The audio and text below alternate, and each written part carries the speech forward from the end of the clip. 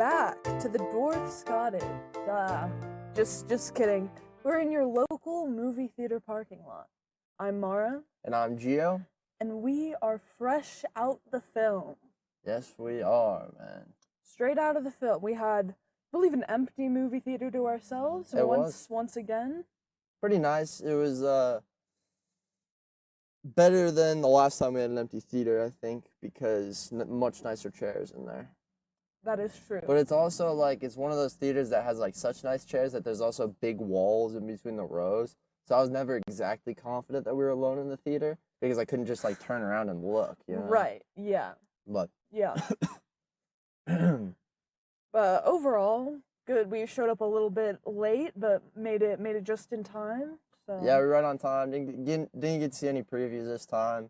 You had a bathroom break, missed like the first like 2 seconds, pretty much. I had to go to the bathroom so often during that. Yeah, like 3 times. It was so, I don't even know. I only drank like half of my drink, too. I don't know what's going on. But I missed a little bit of it. But... Yeah, we might have to take a couple breaks during this episode. That means a few bathroom breaks. Yeah, but overall, good theater experience, I would say. Definitely. I think sound quality is a little quiet for me. I don't know if it was just the mixing in the movie or the speakers in the movie theater, but like I could hear your every bite of popcorn. You know, you could hear mine too. Like it was that. Yeah. It was normally when there's like I guess Wicked's not. We saw Wicked a second time, and like if you tried to chew your popcorn next to me in that theater, where we saw Wicked with like the really good volume. It's fucking blasting. You can't hear anything, and it like makes you a lot more, locked into the songs, I guess. Absolutely, for sure. Yeah, now that you're mentioning it, it was a little bit quiet in there. I think so. It honestly might have been the audio mixing because I felt like the dialogue was the same volume as a lot of the songs. Yeah. Yeah, I would agree with that. For sure. All right, well, I guess I'll move right into the breakdown. You're just staring at me. Sorry, dude, I have a lot of... I want to be able to frame... I have so many problems with this movie. I'm kind of revealing my stuff right here. That I want to be able to frame them in the right way. So I'm like, literally right there, I kind of just zoned out and workshopping how I'm going to say this stuff. So... it's going to come out right. Okay, well, if you didn't see it in the title for whatever reason, the movie you watched today was Snow White, the live-action remake of the original Snow White and the Seven Dwarfs. It was directed by Mark Webb, written by Aaron Cressida Wilson, based on, of course, the Brothers Grimm fairy tale Snow White. It was starring Rachel Zegler, Gal Gadot, and Andrew Burnap. Snow White is the story of a princess who joins forces with 7 dwarfs to liberate her kingdom from her cruel stepmother, the evil queen. Ooh. No, did you see the budget for this movie by chance? I did not. All right, you want to give her a guess? Yeah, I'll say there's a lot of real sets, many different costumes, a lot of special effects. It's also Disney live action. I'll go 100 million. Little bit off. It was 250 million. What? Yeah. They spent 250 million? Mm-hmm. Was it because of a lot of the reshoots? I believe so. Yeah. Yeah, that would make more sense. Absolutely. I'll bet you that adding on, because I know we'll get into this, but the dwarfs, the CGI dwarfs were later. Yes. So I imagine that was not in the estimated budget at first. Right. And is this before marketing too? I believe so. Actually, they probably... I don't know about you. It feels like they didn't spend very much on marketing this time around, so... No, well, I believe the movie was delayed from when it was supposed to come out a couple times because of the reshoot. Like, I saw, like, a lot of press for it last year, but not so much this year, I would say. Yeah, I've been hearing about this movie for a long time. Yeah. It's also, like, kind of a trend to hop on, like, shitting on Disney. Like, it's definitely become a trend, especially with the live-action stuff, tied to a lot of kind of what I think are poor female characters that Disney has introduced to. Not necessarily all in the live-action, but, like, it's definitely a trend to go crap on the things that Disney's doing, and Snow White was the perfect it was just right in the crosshairs of so many people. Dude. Absolutely, for sure, for sure. On opening day, it made 16 million. Yikes. Which is not great. But as of now, as of recording this, it has made about 43 million. It's doing all right. It'll still Yeah. be a massive flop, but like honestly, Yeah. Disney execs are probably happy that it's even making this much, dude. Exactly. How With much a they kids got there. movie, like it'll typically be in theaters for a very long time, so it'll probably have time to make that back. But who knows? Since there's a lot of controversy around it, maybe parents aren't taking their kids to it. And if they aren't, I mean, Disney, you know, they control Disney Plus, so they could just put that shit out whenever they wanted, really. Like, if it's not doing bad, they need to get, you know, a little more traction, throw it out on the on the app, see if you can get some more clicks. For sure, for sure. It is currently rated a 2.4 out of 5 on Letterboxd, a 2.2 out of 10 That's insane. on IMDb. I've never seen the IMDb score be lower than the Letterboxd score. That's crazy. Really crazy. And 44% on Rotten Tomatoes, but it was 74% on the popcorn meter, which is the audience score. Audience score, yes. 74% audience score? Mm-hmm. What audience? Wow, that's so.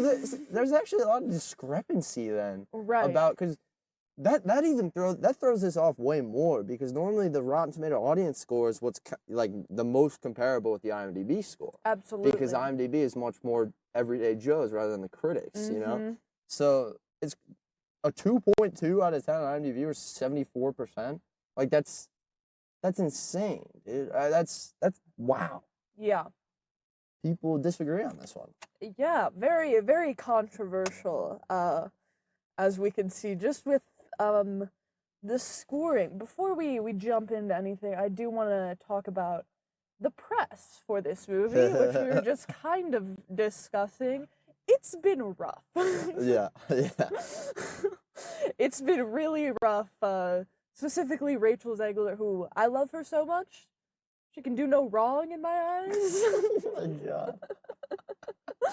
She's the best, but she said a lot about this movie that people do not like whatsoever.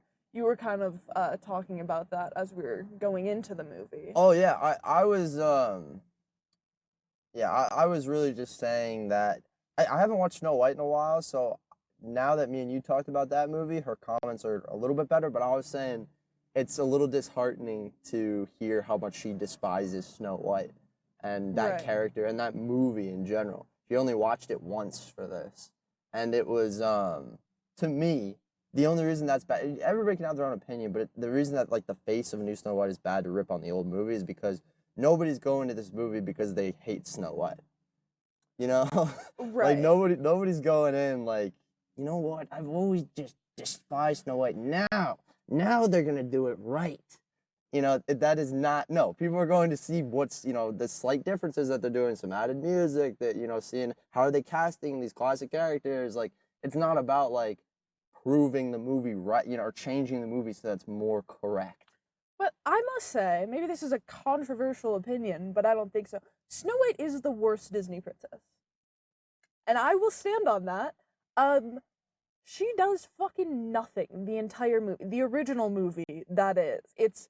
She has no personality whatsoever. And I don't think she's anyone's favorite Disney princess. Like, it would shock me if that was someone's favorite Disney princess was Snow White. Yeah. It's like, I understand what you're saying for sure. Like, you gotta be, like, good about the character and have good responses, especially, like you said in the start, if people are just ready to dog on Disney, like, as much as they can. So you really have to lock in and, like, I guess love that character to be able to play it. But, like, she is the worst. Like, she is not a good character. She is not a good written character whatsoever. It was the first Disney movie. There's a lot of outdated stuff in that. I saw a lot of the reviews being like, the original Snow White, it's timeless. No, it's not. No, it's not, okay? It's a boring-ass movie for the most part. And it is mostly, like most early Disney movies, all about the sidekicks. So it's all about the dwarfs. Like, Yeah. Snow White barely fucking talks in that movie. Like, it's a few times. More than some other Disney princesses, but not a lot whatsoever.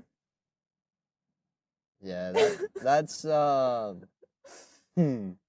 I think a lot of those older Disney princesses, like you said, are not written with the intention of being like really strong characters, but that makes what Rachel Ziegler is saying about the character a lot more understandable, as the fact that it is that poor. Looking at with 2025 eyes, it's that poor of a character. Maybe back then it was enough to satisfy some people to have some little girls running around in like blue dresses and stuff like that, or For blue and sure, red dresses. she was the first Disney Yeah, princess. but yeah, it makes sense then why Rachel Ziegler is saying that. It turned me off probably because I'm like all those people writing those reviews that are like, Snow White is timeless, is because like it's tied to my childhood. So it's like Yeah. I don't want somebody ripping on a childhood movie, and or like my grandma loved this movie or something. Like it's there's a certain level of attachment that you're gonna have just because it is old Disney and it's a piece of history. But when it's that bad, I mean, can you really blame her for talking like that? I see why it turned people off, but it makes sense. Absolutely. And I must say, I did watch the original Snow White this morning before seeing the new one. And let me just give you a summary of just what Snow White does in this movie, okay? It starts, she's singing to a wishing well about true love. Then, One day my prince will come. no. What is that from? Cinderella? I think so, or Aurora? Aurora? I think it's Aurora. Yeah. Sorry. I just needed to break out into song. Wrong song. But she's singing to a wishing well. The prince shows up, or this random guy. I'm not sure. I think he's a prince in that. Yeah, he shows up. She runs away and is hiding from him as he sings. Okay? Then she goes out to the forest, is about to be killed by the huntsman, runs away in a very like scary scene. All the like branches are like hands grabbing her. Then she finds the dwarf's cottage. She cleans it. She makes food. She falls asleep. You're even cutting out the apple part. Or wait, oh, sorry. This is the first time falling asleep. I thought you skipped over a bunch there. No, she falls asleep in their bed. They think she's a fucking monster or whatever. She is not, obviously. They're like, yeah, you can stay here. She makes them wash up for dinner. That is a huge fucking scene with the dwarfs. It lasts so incredibly long. Then, what even fucking happens next with her? No, then they all leave for work the next day, okay? She's told by Grumpy, don't go talking to any strangers. Don't let any strangers in. This old woman comes up, has a fucking apple. She eats the apple. She dies. And then the prince finally comes back after literally not having one single conversation with her the entire time. Kisses her, wakes up. They ride off into the fucking sunset. That's all. Now, there's a lot more scenes in there with, like, the queen and, well, a few. And the dwarves, a lot of scenes with them, like, some scenes with the animals. But, like, that is the entirety of what Snow White does that entire thing. She just cooks, cleans, dies, wakes up, lives happily ever after. Yeah, that's not ideal for like. I think we were talking earlier about how the themes of the old Snow White are so just like cut and dry. Like there's just not many. Like the main theme is really just like don't trust strangers. Like that's about it. Everything else, if you try and read into it, is like, maybe it's not good to teach people to go and kiss unconscious people. And maybe like there's just not like, at least in this movie they were able to get into some more themes like with the class wars and parents, and it was a much broader scope of lessons they're trying to teach us. Absolutely, for sure. Yeah, I don't know. The movie, the original. Okay, I don't mean to hate on the original Snow White so much. It obviously. You sound like Rachel Ziegler. Is a classic Disney. It was the first ever one. it's really beautifully done. Like, it has that old Disney aesthetic that is just like so nostalgic, I would say. But in terms of story, there is nothing going on there. Yeah. Common to most early Disney movies. Definitely. Probably more story than Sword in the Stone. Yeah, that's possible. That movie's such trash. Oh my god. But it's just like people being like, "Oh, Disney is known for their great moral lessons," and they don't have. It's like, what moral lesson? Get like what you were saying. It's literally don't talk to strangers, and that happens in the last 20 minutes of the movie. I swear to God, I swear, that's it. Ugh. It's just I don't know where all these Snow White huge fans came from because I don't think they were there until this movie came out. Exactly. And until people like Rachel Zegler was saying that she didn't agree with stuff, and they're like, whoa, whoa, whoa, whoa, whoa. This movie is a classic. It's timeless.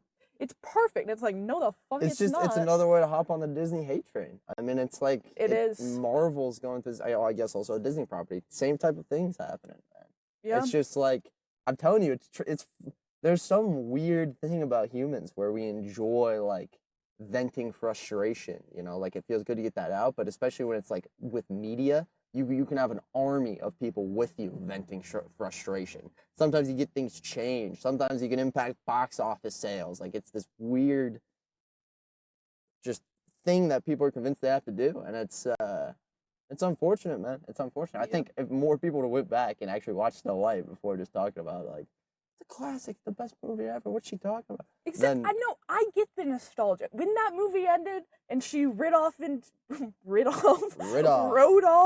into the fucking sunset with the prince in the original, I was smiling. I enjoyed, but it's the nostalgia. Like, it's not that it was a great love story or anything like that. It was a little strange, I must say. It was a little weird. And that's okay because the movie was made in the 30s. But we need to be like, it's okay to change this stuff because it was not good. Dude, like 2030, so that'll be like almost 100. We're coming up on 100 years since Snow White was made. Mm-hmm. That's insane. Yeah, just like 12 years. Damn. Crazy. That's so cool, dude. Like it really is a piece of history there. Yeah. Okay, one more thing I must add before we start jumping into this story is okay. One big criticism I saw specifically on TikTok about Rachel Zegler being cast was that she doesn't have the Snow White voice. She doesn't have that super high-pitched, super great, and I don't mean to offend anyone. It's fine, but there was a reason Snow White did not talk so much in the first movie, and it's because her voice is fucking annoying. I don't mean to be rude. Love to the original voice actress that played her. If she was talking the entire movie and like having some space, you would be annoyed. Her voice is so high pitched. It's it's fine to not have a high pitched voice in this movie because it definitely would have pissed me off and I would not be able to listen to it. Oh, dude, that would have been so annoying. Especially if she like changed her voice for it on purpose. Like, no, like, just her rock voice the is like up here and high, and it's like no. I thought the casting was great. You know, I think that definitely the other thing that I saw from a lot of people who, I think just have a little bit of racism in their bones, but I guess that's just an opinion of mine. But the people who are unhappy with this, Rachel Zegler's skin color being casted in Snow White's role. And that, to me, I don't want to spend a ton of time on it because I think we're both in agreement that that's fucking stupid to say. And, yes. You know, obviously we don't know. We can't say 100% that Disney is casting the best for the role every time. Like, we don't know how much weight somebody's like nationality has behind that. But I am of the opinion that people are casting for who is best for the role. Yeah. And she did a freaking awesome job. Obviously, like I wasn't in the casting room. I can't compare her to other people, but like she was great, and her skin color, because it's different than the original Snow White, it doesn't matter. Doesn't matter. Also, in the original Snow White, her skin is not as white as snow. Let's just keep that in mind. I was literally, like, the opening scene, she's sitting next to white birds. They are not the same color. Like Rachel Ziegler is the color of the like. It's not like that. I think is just an express. Like she's not actually as white as like she is not paper white in the original movie. So I don't know why everyone's up in Nah, arms dude, we about need that, the and it's palest probably motherfucker racist. we can get, man. The palest Caucasian we can find out there. Who cares if they sound terrible? Look exactly like Snow White. Yeah, ridiculous. Ridiculous. Crazy. All right. One more thing about the all the controversies. One that I cannot like I very much remember because there's so much negativity around it was how they originally casted the dwarves and then what they chose to do to fix that. Even people were still unhappy. Yeah. With. But initially, I don't remember the word. Disney had like a sentence for it. But they were like various people of. They were like magical beings. Of like various sizes and shapes or something. Like, yeah. It was like, and it was basically like a lot of just like different looking genders and people and like being the dwarves. Yeah. Now, Disney was doing this somehow to like appear like to try and be politically correct. Like, but they completely, I get into it a little bit in Geo's Hidden Gems a little bit later, but they completely overlooked, they in an attempt to not be, what would that word be?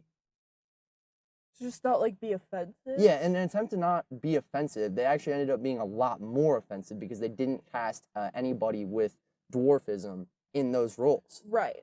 And it's like, I do understand a little bit like what they were trying to do. I just think they didn't think it through. Right. Like if they just would have thought a little harder, they'd be like, "Oh, wait a minute, we're kind of pulling away from like the representation that is important here, Right. But when the reshoots happened to instead just add CGI dwarves was even more of like okay, what are we doing here, dude? But all right. Yeah, definitely. Like I could kind of understand. Like, oh, I get it, but also, no. It's crazy the world it doesn't work. It's so crazy the world that we're living in because I know how much thought went into that, how many boardroom meetings they're sitting, and it's just like, oh my god. I believe it was like Peter Dinklage said something. Yeah, that's I have it. I forget what he said, but it was Peter Dinklage who kind of started that wave of hate towards the magical beings of various shapes and sizes or whatever they're called. Which he's the one to be able to argue definitely that, 100%. Dr. Dormand. What's his name? Dillmond. Dr. Dillmond. Dillmond. Professor Dillmond. There we go. Third try. You got it. All right, is that all you have for now? Yeah, Ready to jump into the story? I think I'm good to go, dude. All right. Let's get into the story here. So, we opened with the Disney castle, which looks absolutely amazing. Tinkerbell running around. The music. I didn't get to see. You're in the bathroom, unfortunately. And we see it's a book, the Snow White book. There's a bunch of critters kind of opening the book, and a narrator starts speaking about a princess who was born in a snowstorm. Which I love how they did that because that's how the original one is. They open the book and then the movies start. That's how like all of the. Oh my goodness. Sorry about that. That is how all of the like original Disney movies all started. So I'm glad I think they've kept that consistent with the live action, right? I know they did it with Beauty and the Beast. I assume they did it with Cinderella too. So yeah. So glad they kept that. Me too. But she's born in a snowstorm and in a peaceful kingdom with a kind king and a queen who are rejoicing at the birth of their daughter that happened while they're on the road. In a carriage or something like that. Mm-hmm. They name her Snow White, her name inspired by the pure falling snow that mirrors her delicate beauty. There's lullabies sung to her, and then the castle is full of warmth. I think we have a song at this point. I don't really know what it's called. I should probably have the songs up actually to kind of help me guide through this. So, right. Well, I'm gonna find that real fast. A bit of an unmemorable song, we might say. Very I don't remember what it was. Yes, it definitely was. Good Things Grow, I believe it was. Yeah. But yeah, it was semi boring, but it's pretty much just like building up the warmth around the castle and how good her family situation was. We get to see like kind of this reflective shot in the well of young Snow White and her parents standing there. Mm-hmm. We see Snow White being super nice to all the villagers. She takes a little flower crown that she has and gives it to a little village girl, which is fantastic. But joy eventually turns to sorrow when the queen dies. This leaves the king to raise Snow White alone, and years are passing, and the grieving king remarries a mysterious, captivating woman played by Gal Gadot. Gadot? Which did we go with it up top? I said Godot. You said Gadot. I'll keep going Gadot. Okay. Played by Gal Gadot. She soon reveals her true nature, but initially the king is just very infatuated with her beauty and the way she carries herself. But eventually the king vanishes under suspicious circumstances, and the new evil queen seizes the throne, casting a shadow over the land. Young Snow White, who's now an orphan, falls under the stepmother's grip. Yes. Very Cinderella. Yeah, very Cinderella. Very Cinderella. You're absolutely That's right. like exactly what happens in Cinderella. Hey, at least Disney's not getting away from dead parents, man. They're staying consistent. Yup. Dead parents all around. So then the evil queen's cruel reign begins. So the kingdom goes from this place of warmth to hardship under the evil queen's rule. She takes all of their gems and things and forces villagers into a royal guard. This drains the land of any type of hope. Farmers to be the knights? Farmers to be the knights, yes. It's very, it's an army of like 12 people, but we'll get into that later. It's comical. It really is. Snow White, who's now a young woman, she's now Rachel Ziegler instead of whatever child actors. I think there were 2 child actors before that, as she's kind of growing up through that first song. One? Was it just one? Yeah. When they cut her hair, and there's another one, like, you remember when they did the transition in front of the like gate of the palace where she's sweeping, and then she becomes, I feel like that, she looked really different, the initial child actor. I think it was her just with short hair. I see. That should be noted. That's why she has such a fuck-ass bob. Is because the evil queen cuts her hair. So, and apparently maybe just every year that happens, because it's the same when she grows up. A fucked-ass bob is the funniest way to put that's amazing. I'm glad you know what the hairstyle actually is. But Snow White, who's a young woman, is presumed dead by all the people, which is a lie spread by the queen to hide her existence. Instead, though, she's just confined to palace kitchens and, wherever else to... I have here, be a maid, but she really just mops. Like she really just sweeps and mops. I only see her sweeping and mopping. She's never doing anything else, but yeah, that's quite fun. Her spirit is still virtually unbroken though. She helps out. There's a man who breaks into the castle trying to steal food from people on the outside. A true Robin Hood. What is his name, by the way? Jonathan. Jonathan. He breaks in and he's talking to Snow White and he doesn't know she's Snow White, so he's basically telling her things like Queen's not helping, Snow White's dead probably, so she's not helping. Rachel Ziegler's, Snow White is telling Jonathan that she can go speak to the queen about it, and he's like, yeah, well, why don't you? And all this stuff. And it's just, it's kind of a mess. I think I have next at the mirror betrays the queen, but I believe first we have this whole deal with Jonathan and Snow White getting into a bad situation because Snow White goes to talk to the queen and basically is like, hey, you need to start giving people stuff, and the queen gives her a whole lesson, and I'm like, which didn't really make any sense. She was like, you see this rose here? This is like if I treat people nicely. See what happens to the rose? And then she does some magic and the rose just evaporates pretty much. Disintegrates. Disintegrates. There's the word I'm looking for. And then she's like, yeah, so that rose is gone, but a gem stays the same, and it's just a weird lesson about, I think it was a diamond. Yeah. It was basically saying that you have to rule with strong fist, or else you're not going. You can't rule with kindness and love and Right. fairness. Right. And all these things.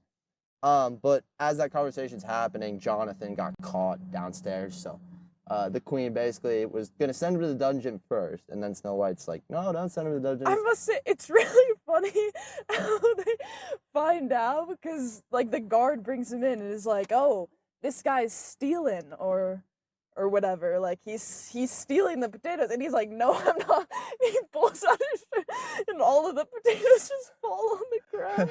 that was pretty funny. I don't know who that actor is, but he was did a good. really good job. He had a lot of the comedy. We haven't mentioned quite yet, but there was a lot of comedy in this movie. Yeah. And well done comedy.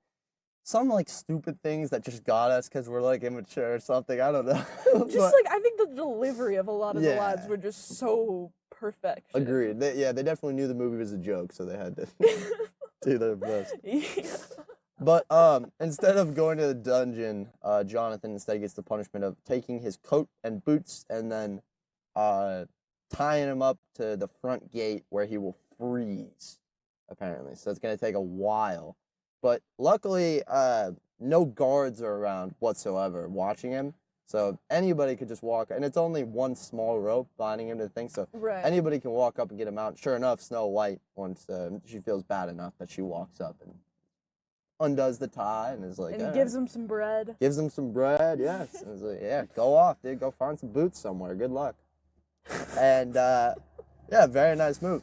But then up in the castle while this is going on, I'm not actually sure if this is while this is going on, but somewhere in this time, the mirror betrays the queen, essentially. I just lost my spot. One fateful day, the evil queen stands before her magic mirror in her gothic chamber, and she's demanding her usual affirmation, where she's like, mirror, mirror on the wall, who's the fairest of them all? And it often goes, you, your majesty, or whatever it says. Yeah, the magic mirror, yeah. What did I say? Mirror, mirror. Is it magic mirror on the wall? Yeah.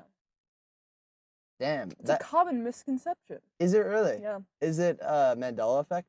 I think so. Yeah, that makes sense, dude. Wow, I always thought it was mirror, mirror. That's like the Luke, I am your father, but it's no, I am your father. I love those, dude. Yeah. But yeah, the mirror has always complied with her until it didn't. It declares Snow White with her radiant heart and growing beauty the fairest of all. The queen is not happy with this whatsoever. Fear is consuming her, and her vanity's twisted into a deadly resolve. Gal Gadot's chilling performance reveals that a woman unhinged, her eyes blazing, she vows to destroy her stepdaughter. And not in a great way. I don't know. It's all of her line delivery was bad, I must say. Like, there was not, like, when you're the evil queen, you should have, like, force and power when you're saying, like, and she did not whatsoever. In my opinion. I don't know. The only thing else I've seen her in was Wonder Woman. Same. When that first came out. She also sucked in that. Did she? Because I only Yes. saw that when I was so young. So I think she might just be a bad actress. I'm not quite sure. But from this, I think she definitely is a terrible actress. She looked the part so well. Like, I thought that as far as the face goes, the costume, everything about it, she looked perfect. Yes. But she sounded so weird and, like, really inconsistent, too. Yeah, her, like, accent kept coming out. 100%. I didn't know she was, like, trying to have one. And then there was, It's like the same deal we had with Leonardo DiCaprio in Gangs of New York. It's like, is he trying to have an accent right now, or is he not? I'm confused. Yeah, every other scene you change your mind. Right.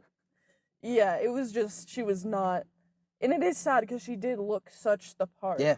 But I don't think she did well at all. No, definitely not. I also missed it, but like somewhere in there we have, I believe probably after the untying happens, we have Waiting on a Wish, the most Yeah, I think that happens after, doesn't it? After the mirror scene, yeah. Yeah. Okay. Maybe I'm right then, dude. Yeah. After the mirror scene, there's Waiting on a Wish, and it was actually pretty good. I think this is the first time, though, I'm going to bring up the fact that these songs, the ones that are added, specifically in the beginning, and then the love song near the end, I think the reason, because to me, the first thing I said to you is when I heard Waiting on a Wish, I was like, that doesn't sound like a Snow White song. Mm-hmm. And I was like, That was the consensus of a lot of people, But I must say. what does a Snow White song actually sound like? Like, what is the big difference? Because music sounds very, Hi Ho doesn't sound the same as Whistle While You Work at all. Right. So what is the consistency there that's different? And what I think it is that in Snow White, every single song is just very simple. It's about like one thing, and then that is it. It's not at all to build characters. And in this, I guess Hi Ho maybe, but it's like, it's more so to just like, what situation we have happening, what's a cool tune we can sing, versus how do we tell a story using this music is what they're doing with all these new songs. Yeah. So I think it felt like too much a lot for me. It was like, Jesus Christ. I know that's how princess like movies work. It's like you need to sing about the way you feel so people know you feel. Right. But since that wasn't really in Snow White before, I think that's what the big difference was. Yeah, I would say also probably people's main issue, which I mentioned before, is her voice is very high, so she's always singing in that high register as the original Snow White. And I liked how they did this song specifically because Snow White's first song is about the wishing well, but she's wishing for true love, and that is literally the only personality that she has that entire movie. So I like how they still mentioned the wishing well in this, and she was still singing around the wishing well, and all of that type of stuff. That's true. They also like, I really liked that. I talked about that shot, the reflective shot into the wishing well, where you could see Snow White and her parents right around her. They did some really cool stuff with that. Like when the mom died, they were holding on to that reflective shot, and she just kind of fades out. And then when Rachel Zegler's singing that song, Upon a Wish or whatever the fuck it's called, you can see her dad when she starts singing about him. He like materializes in the reflection and like all this. It's really, it was well done. I will say that I was getting very worried about the color scheme during that song because I was like, oh my God, this looks gross. This is the grossest thing I've ever seen. Everything was just gray. Yeah. It was just the worst gray I've ever seen. It was like horrible to look at. No vibrance whatsoever, but that was an intentional decision because as we soon see when we get into the forest, the color scheme changes a lot. And in the very start, it was a very bright color scheme. Yes, you're absolutely right. Yeah, I think it kind of reminded me of like a Wicked scene.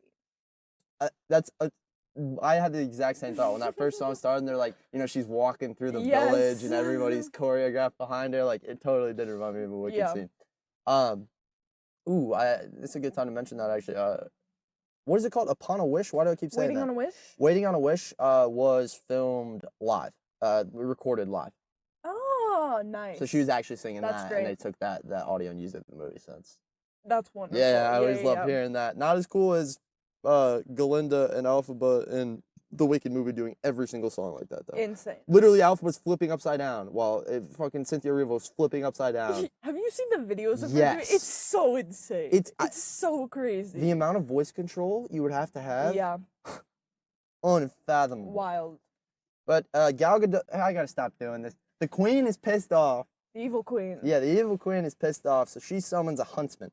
And she's basically orders him to take Snow White into the forest and kill her and bring back her heart. Jesus Chrysler.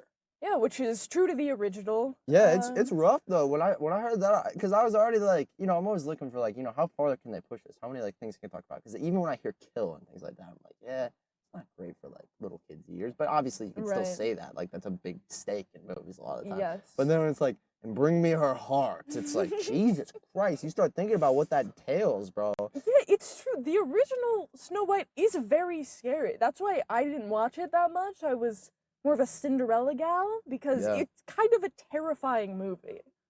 Like, I consider it's like they are very openly talking about killing her. Yeah.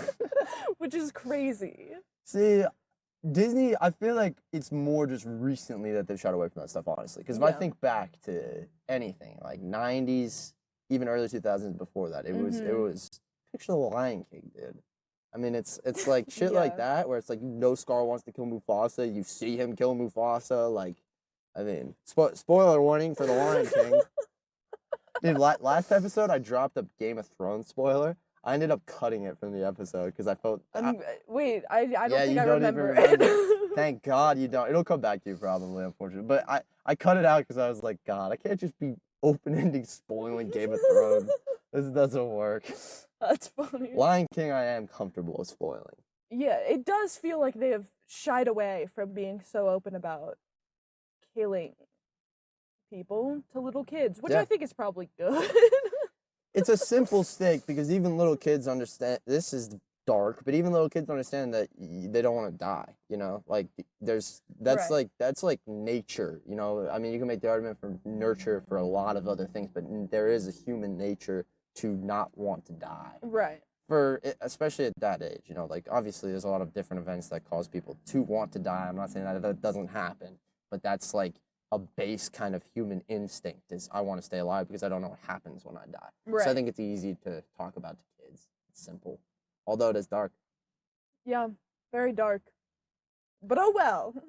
Killing her and bringing her heart back in the box. I must say, I wish the box looked like the original box. How does the original one look? Oh, it's red. It's so sick. It's so for some reason I don't know if it was like in a game, like in one of those Disney princess games I used to like the DVD games I used to play or that one Wii game. But like that box to me is so iconic. Like it's so iconic. It's so cool. And I'm sad that it was like white and whatever, but that's okay. It's okay. Yeah, it didn't look very good. That's just a minor thing that I don't like. If you don't remember it, go and look up the original Snow White heart box. Definitely. Because it's great. It's really great. Dude, yeah, you just reminded me of that Disney Princess Wii game that we used to play. That was so freaking good. Man. Iconic. Oh my goodness. It was honestly impressive for the time. It was like a big game. Yeah. It was just you were at like that base level. It was still like there were still loading screens and everything, but you'd just be like sitting at like a base essentially, which was a castle. And then you could go into every single different like Disney princess movie essentially. Yeah. And complete tasks. It was and they awesome. had like what are they like the bogs or whatever they were Oh my called. god, nicely done. Yeah, the bogs. They were just like these shadowy like monsters that were always chasing you, like the big. It was a really cool game. Really cool game. I don't remember what it's called, but awesome. Dude, we gotta play that again one day. Iconic. Just sit down. Yes. Oh, that'd be fantastic. But yeah, Evil Queen is pissed. She calls the huntsman in, and he's like, "Take her to the forest to go pick apples, and then you're gonna kill her and bring her heart back." So that's the idea. So he takes Snow White. Leads her into the woods, and the woods look very nice. I can already see the color scheme changing, so I'm like, oh, thank God. Okay, they're not gonna fuck this up terribly. And she's picking apples, and eventually the huntsman pulls the blade out on her, and she stands vulnerable yet calm.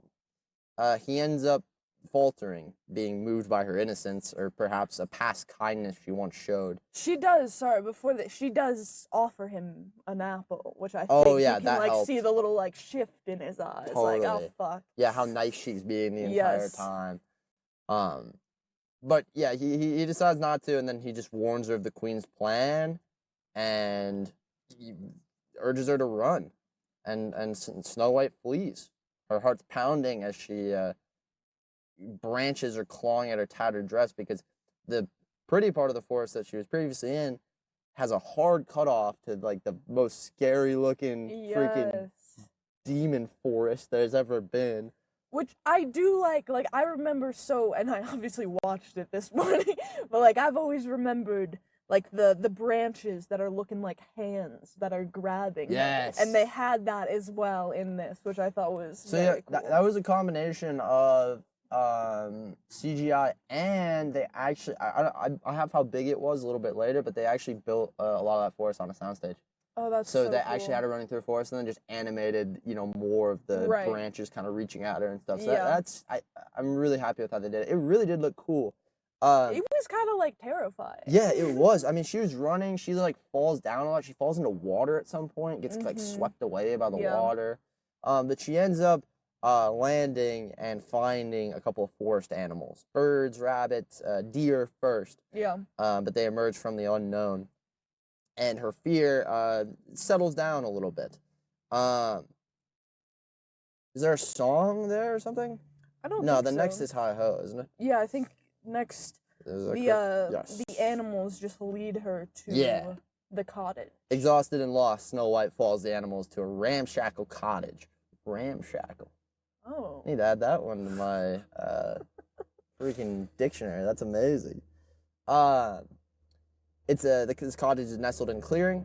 She steps inside and sees the cluttered space, and she walks upstairs, finds a bunch of beds that wouldn't fit her if she went in the right way, so she lays horizontally on the bed, on 3 different beds, and drifts off to sleep.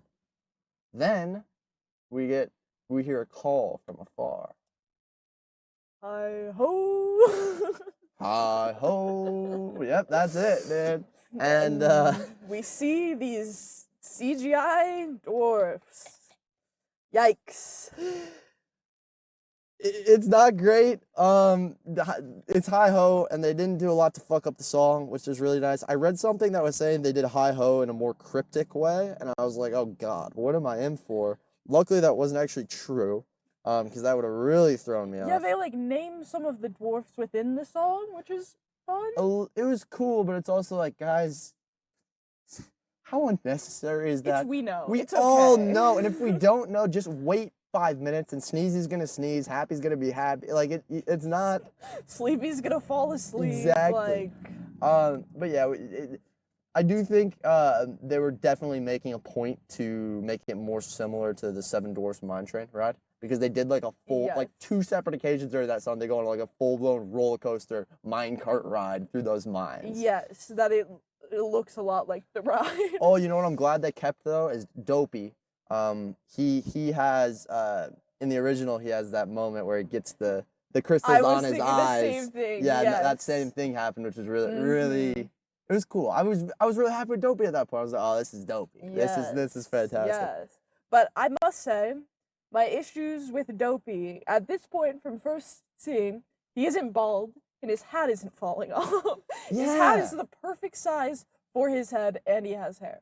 It's so sad. His hat was always falling off. Yeah. He's still like lagging behind and like being clumsy and things. Right. But after this point, the clumsiness really just stops for him. Like it's really just this song that he's that clumsy. Yeah. Like otherwise, he's just pretty normal, dude. Well, like he does like a few things.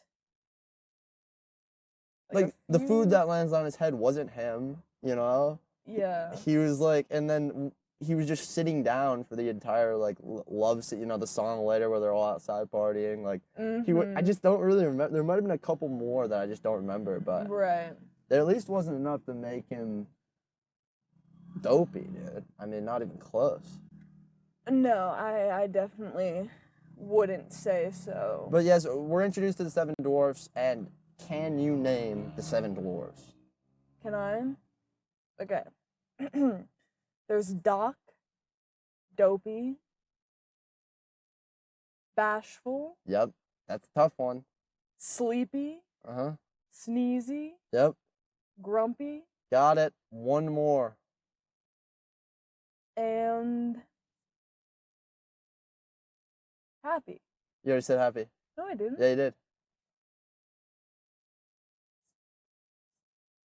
This is giving me flashbacks. We used to play this game with our uncle back in the day. I know, and the one I would always forget was Bashful. But this one we were also stuck on a lot. Because you're way too in the realm of emotions. That's a big hint. What? Doc. I said Doc. You said Doc? Yes. All right. I think the one I forgot was Happy. Dear viewer, I want you to go back right now Play that and back. find out who was wrong, right? And then contact us on our Twitter, Fresh Out the Film on X, and yeah, tell us who is right because I think she didn't say Doc. I'm pretty sure I didn't say Happy, and that was the one I said Doc I said Doc and Dopey. Those were my first 2, and then I said Bashful. Dude. We'll have to let Sleepy. the viewers decide. I know. I said Doc. All right. I'll give it to you. I think Happy was the one I missed. I threw you off then with that last hint, especially. But yeah, we meet all of them. They're crafted with CGI.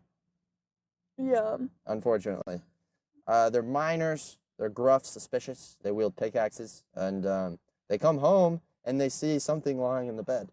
So they're freaking the hell out, dude. I mean, they are freaking out. Everybody's like outside the door. They freak out. They all run outside the door and accidentally leave Dopey in there. And then from behind the door, as Dopey's creeping up, trying to see, what is laying in this bed. It's so funny because the banter between the 7 of these guys is great. They did a really good job with it, but they're all just like kind of saying what it could be. What could be in the bed. It's a ghost. It's a demon. One of them said like it's a devil goat. Yeah. What? And I feel like some of the funniest lines were like lost in the dialogue of the dwarves because they were just thrown in there so quick and like so just like overshadowed. It's so true. And it was hilarious. Doc, Those are my luckily- favorite kinds of jokes. Doc luckily had some really good lines. Doc was really funny. I actually like Doc a lot. Yeah, he had like a funny line about sleeping, having like narcolepsy. Yeah. Which is really funny. He also had that line where he was like talking about how he's not actually a doctor and all that stuff. Yeah. It was great, man. I mean, Doc is fantastic. But Dopey is creeping up and unveils the cover, and they see Snow White standing there. Right as that happens, all the dwarves kind of run in the room with their pickaxes ready to go. But they find out that Snow White is a bit of a nice girl. Grumpy immediately wants her out. Humans are bad news. You know, they're just kind of all getting acquainted. But Doc is hearing Snow White out. So Snow White kind of tells her tale about the Queen's betrayal, and their hearts are softening a little bit. Doc's taking charge. Grumpy is grumpy, but relents. And Dopey's silent antics are lightening the mood. Still silent at this point. Dopey doesn't speak. But he also doesn't have, like... As it should be. They end up doing some shit with Dopey, man. Just wait. Just wait. it's weird. So yeah, then is this Whistle While You Work? All is fair, I'm missing. Okay. Oh, shit. That's what I'm missing. So yes, back at the palace, the magic mirror reveals Snow White's survival. And this the queen is pretty upset. No, this is not yet. I'm just gonna go straight to that song. Then we go back to the palace and it's Gal Gadot's solo song, and it was horrible. Awful. It was really bad. Nails on a chalkboard. She's definitely a terrible singer. She was. Like, all of the auto-tune they put in there could not save her. It still sounded awful. And she switched between some like talk singing and then really hitting notes, and I was just like, we just continue with the talk singing, you know, that might help you a little bit more. Yeah, but still within the talk singing, there were a few times where her accent was slipping out. Yes. What accent does she have? Do you know where she's from? What nationality? I'm not sure. Hey Google. I don't think we have one of those in there. All right. But yeah, that's it's basically just her talking about what was the song called? It's called All Is Fair. Yeah. And it's pretty much just like her. Oh, she's Israeli. Israeli, Of course, yes. I knew that. Oh, yes.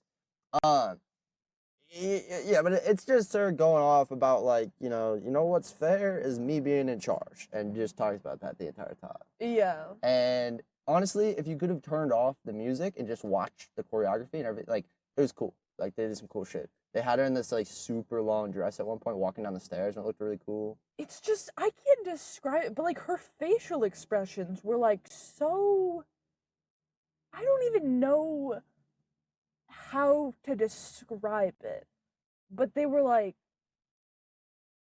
it was so like. Well, it's hard because her character has no motivations. You know, like how would you play that character? Because she literally just is the, it's on Best Film Ever. They say he's just a villain who is from the evil League of Evil, and he eats evil cereal in the morning and drinks evil chocolate milk with it. You know, like they're just evil, and that's their entire character. There's not like real reason behind it. Right, and she definitely could have played. It was just so much like looking back and forth to the side, like it just such a way that just made me cringe so hard. Like she could have had like some power behind it, like some more evilness, but she was just kind of like, I don't know how to put it into words, but it's something I've seen before and I hate. Like, just, I don't know how to describe it. I'm really trying to find the words. I don't know either. It. I don't think I really know. Like, cringe definitely wasn't a word or an emotion that I felt during her performance. Can you get into that a little more, maybe? Yeah, it was just like it almost, okay, maybe this is the best way I could describe this. It almost looks like someone trying to act like an actor, if that makes sense. Yeah, okay. Does that make sense? Like, it's not it seems like it just seems so weird. So would that and be off. overacting? I think so. Yeah, a bit. Yeah. Yeah. I get what you're saying though. It's like yeah, I can't find the right combination of words for it, but now I can see it's like I think it was just that the role was so not good for her that she had to you could tell she was trying to fit into that role, you know? Like that's what it was. I could play that fucking role better than her. Like You it was definitely could. You so definitely could. bad. Yeah. She was so awful, and it's sad because like the evil queen is such an iconic character. It's true. But we can get into that more later. But yeah, Queen not happy. Sings a terrible fucking song. Sings that terrible song, and then we go back to the dwarves, and we are getting Whistle While You Work, correct? Yes. That's what's next. And that one's great. I can't whistle right now, so I might not be able to. I can't whistle anytime. There we go. That was pretty good. Whistle While You Work, and really, it was a song about getting the dwarves clean up, obviously, finding a little more, thinking as one a little bit more, not bickering, but also, Dopey has some major character development during this song, because he, before the song even starts, actually, there's a bunch of arguments going on. Dopey gets some sort of pie or something, smashed on his head, and he's oatmeal, I think? Yeah, oatmeal. And instead of like doing the Dopey thing that he would have done in the old movie and be like, maybe take the oatmeal off his head and then look at it and then take a bite of it or something like that, that's what old Dopey would have done. He gets really sad and he walks outside and he's just like sitting there this guy, all the other dwarfs like looked weird but stomachable. Yeah. Dopey to me looked really odd. I don't know what it was. Yeah. His ears were way further out. He looked weird. But he was all sad. And Snow White comes out and she's just like, what's wrong, Dopey? And we get into a little thing learning that like it's more like Dopey doesn't want to talk. It's not that he can't talk. And Snow White's like, well, you don't have to talk. Sometimes instead of like trying to find the words, you can let your heart speak for you. And the way that your heart speaks for you is by whistling. Oh, this is all news to me. I had to pee during this scene. Oh, really? I was in the bathroom. Holy shit! So this was a huge. You see why I have such a problem with Dopey? This is like what? Yeah, I did not see that happen. Like I left when he left. Yeah. At the same time. I forgot about that. So yeah, that's what happened in that scene, and it was Dopey starts to find his whistle there, which I'm very excited about. He comes back in whistling, and that's how Whistle While You Work starts. Yes. Yeah. And I do like Whistle While You Work, because originally that song comes when she comes into the cottage and everything's a mess and she cleans up by herself, with all the animals and the birds and all of that, but the dwarves do not help whatsoever. They are not home yet. So I do enjoy That's good. that this was more of a song of not like a woman doing all the woman work. Yes, 100%. But them all collectively working together, and she's just kind of like helping them get going, which I think is much better. It worked better. The places like stuff like that, like where they chose to get into larger themes, was really good decisions. Yeah. Like especially what they did with the kind of love story a little bit later that we're going to talk about. Like they did a fantastic job, I think. Yeah, I would agree. But back at the palace, the magic mirror reveals Snow White's survival. She's still the fairest in the land, and he also is just like she's off in the forest or something. It's like Jesus Christ, magic mirror, somebody's got a bias. In the original, the magic mirror fully says that she's at like the dwarves' cottage Really? in the woods. Yeah. See, she didn't say that. I guess it would have made more sense if he said that, because somehow it's like a hitting. No, like no one knows. Like, yeah, they were talking about how like no one knows that it's there, and they don't want to like give up the location. And then but later, she has it. Yeah, she somehow the evil queen just knows exactly where it is and goes there later. Know. She's magic, so maybe who knows. But yeah, she's pretty pissed when she finds out Snow White survived. So she decides to transform. I actually think before this happens is when Snow White decides to go out and look for her dad. Yes, because it's they do Whistle While You Work, and then they go to sleep, I presume. I don't know. And then the next day, do you need some air real quick? The dwarves are going off to work. Huh? Yeah, next day dwarves are going off to work. And that is when she also Has to go off. leaves. Yeah. And her goal is, do you want some air real fast? Yeah, if you want. It's getting a little hot in here, so I think you can just pop it on for a quick sec. Hopefully this doesn't mess up our, just for like 5 minutes or so. Yeah. Keep it low, so hopefully it's not messing up the mics, but this is proof that we're in the vehicle, man. In your local movie theater parking lot. Remind me to turn this shit off, by the way. I will.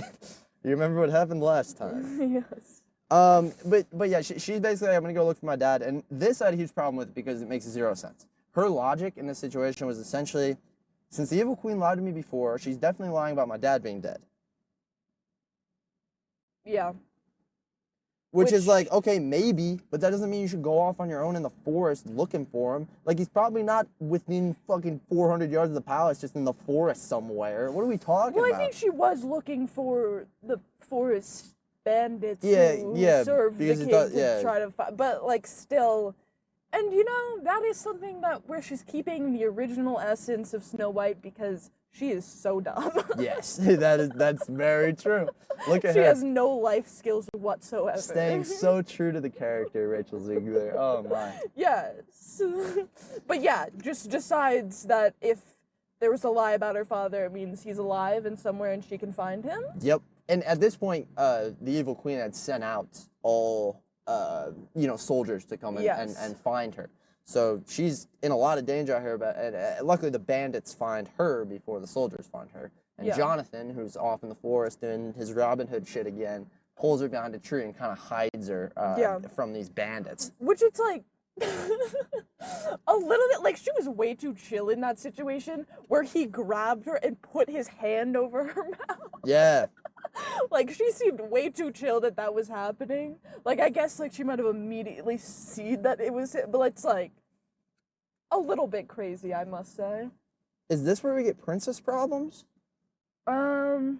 Is it before or after the dumbest fight scene ever, which I'm about to get into? Oh, yeah, this is where it is. Yeah, princess problems. So princess problems you liked. I was impartial. It was all right.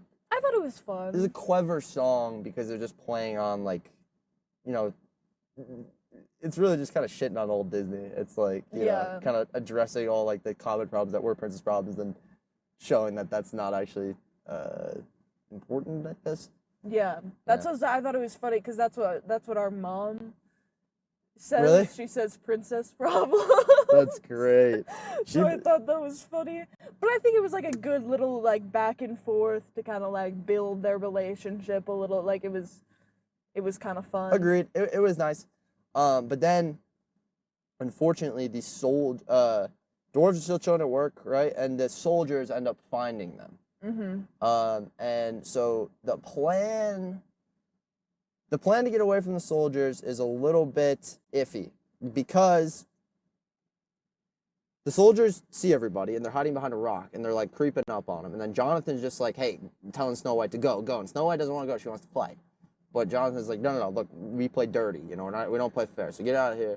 Essentially, he gets up and he's just like, I surrender. We don't know where the princess is. No, he says, I'll tell you where the princess is. And she like looks up like, what the fuck? Is that really what he said? I'll tell you. Yeah, and then he like waves her to like go, and she runs. But the whole idea, it was just like the fake, surrender type thing, so that the rest of the army can attack him. Yeah. But it was so stupid because they had crossbows being pointed at them a second ago.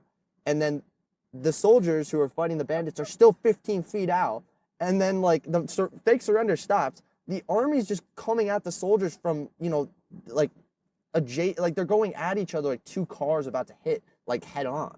So it's like, there's no way that you could make that 15-yard run and actually get to that, guerrilla combat, but guerrilla warfare before you get shot with crossbows, but nobody decided to shoot the crossbows. Yeah, they all just like pull out their swords. No, it was so dumb, dude. It was like, what a stupid. But Snow White, of course, she didn't actually leave. So even though the fight's getting a little difficult, she goes and does some really stupid shit. Honestly, I thought she was gonna get the animals to go gang up on all that would have been the better idea. But instead, she's like, no, you two grab these items of clothing that look like me. I'm going to go stand at the top of this hill, run away. They're going to see the items of clothing behind the tree and think it's me, And then that was Yeah. that was the entire plan, basically, to get away. Yeah, she was like, I'm over here, and then hid, and they thought they found her. Which, it's like, that scene did remind me a lot of, in Sleeping Beauty, how, like, the birds pick up the, Prince Philip's, like, Yeah. hat and coat, and I was like, aw, that's fun. But, like, obviously a terrible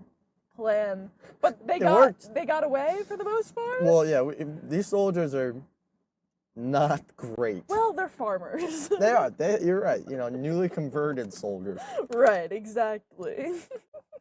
But yeah, I believe after that is when everybody goes back to the house, right? Bandits and all. No, he's got to get shot first.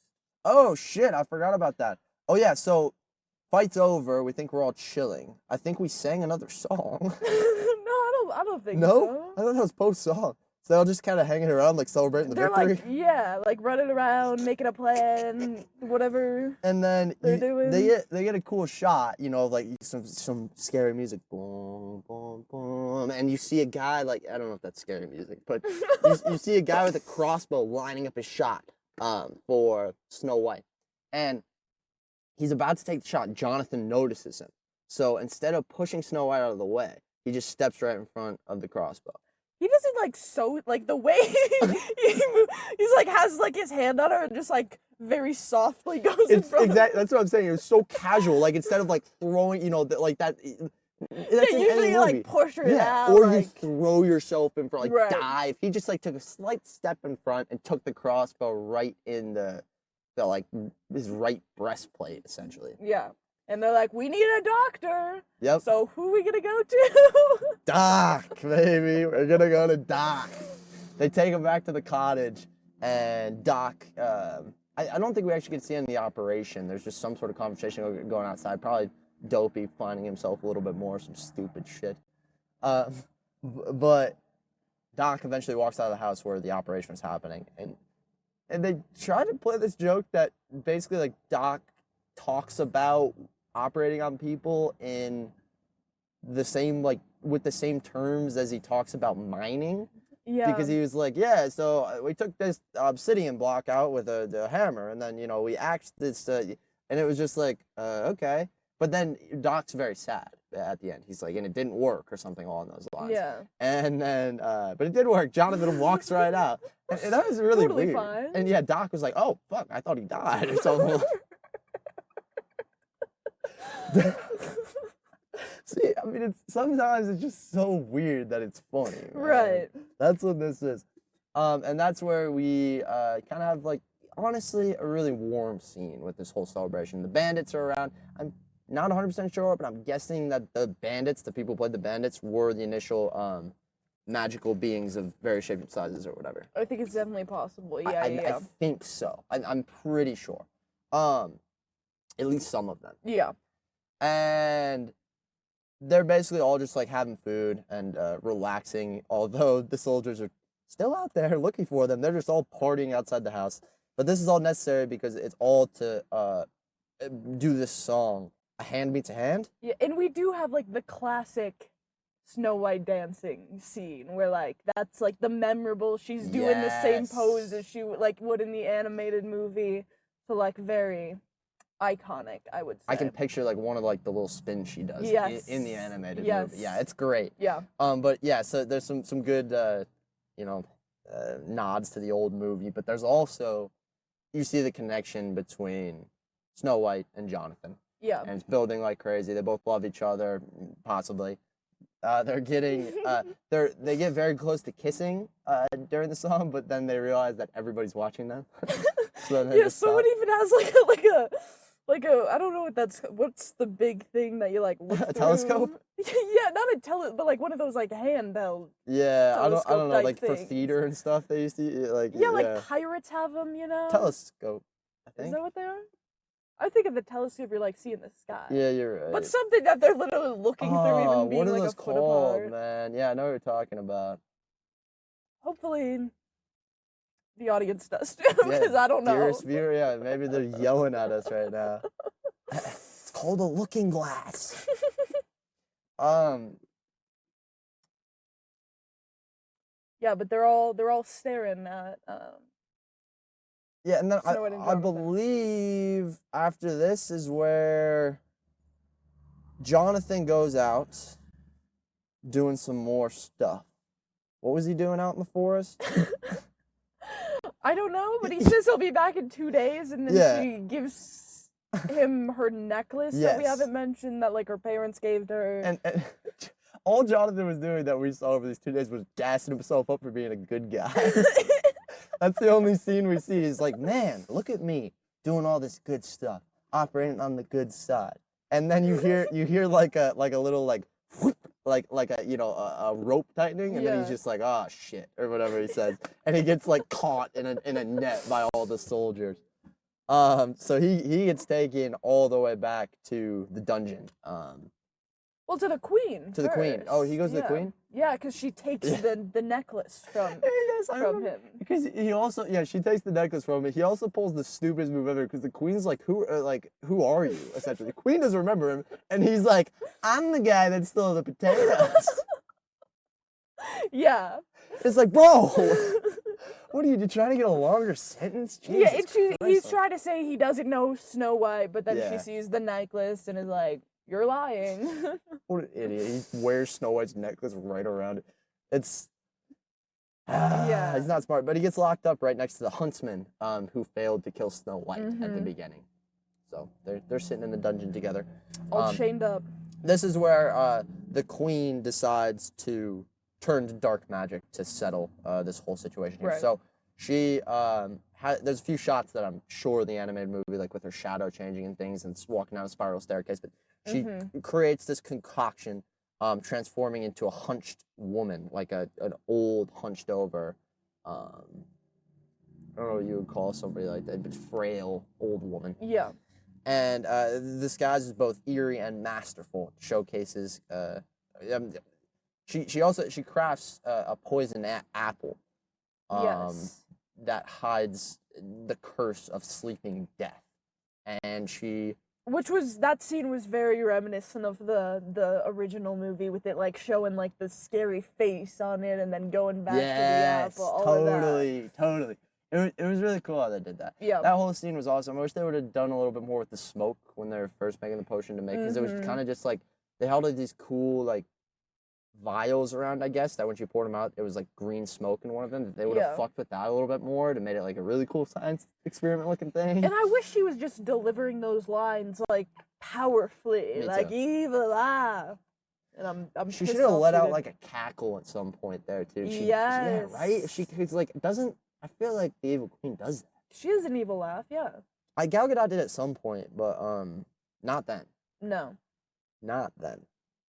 not at all. But yeah, she treks out to the cottage. As it's happening, Jonathan is just trying to escape the dungeon. He's just chained up to a wall and he keeps pulling on the chain, trying to get out. Yeah. And the huntsman's like, it's not gonna work. I've been trying. Yeah, Huntsman's a real Debbie Downer, honestly. Well, he's been in the dungeon for a while. Come on, Huntsman. Who cares how long you've been in solitude in this Keep the dirty attitude dungeon? up. Come on. Gotta keep appearances. But the Evil Queen / old woman treks to the cottage while the dwarves are mining and finds Snow White alone. With a sly smile, she offers the apple as a gift. Snow White, who's trusting and kind and naive, takes a bite. And she dies. Yeah, she like starts freaking out. She can feel that her walls caving in and everything. And the old lady kind of just starts flexing on her, where she's, I'm the evil queen and all this stuff, kind of Yeah, I killed your father. Yep, I killed your father. And shortly after that, the Evil Queen's gone. The dwarves return, and their joy has turned to anguish as they cradle her and they craft. Ooh, they didn't do the glass coffin. No. That sucks. I just remembered that. Yeah. There's a glass coffin, but they basically have a nice little rock for her to. I don't really know, actually. Wouldn't the move be to bury her? Right. They just kind of wanted to like worship her dead body for a while. Yeah, they were doing like funeral shit. Yeah, you know, when a loved one dies, you have to just set them up on a rock and stand around them for a while, Right. rather than going through the funeral service. That's quite Right. all right. Nobody even said any like kind words or anything. It was just They're all just crying. Yeah, they're all just sad. It was sad. It made me sad. It was sad. Obviously, you know what's gonna happen, Right. so it's not that sad. I was trying to see if Rachel, like, if I could see her stomach move at all while she's laying down. And I couldn't. She did a very good job Nice. lying like she was dead. Nice work.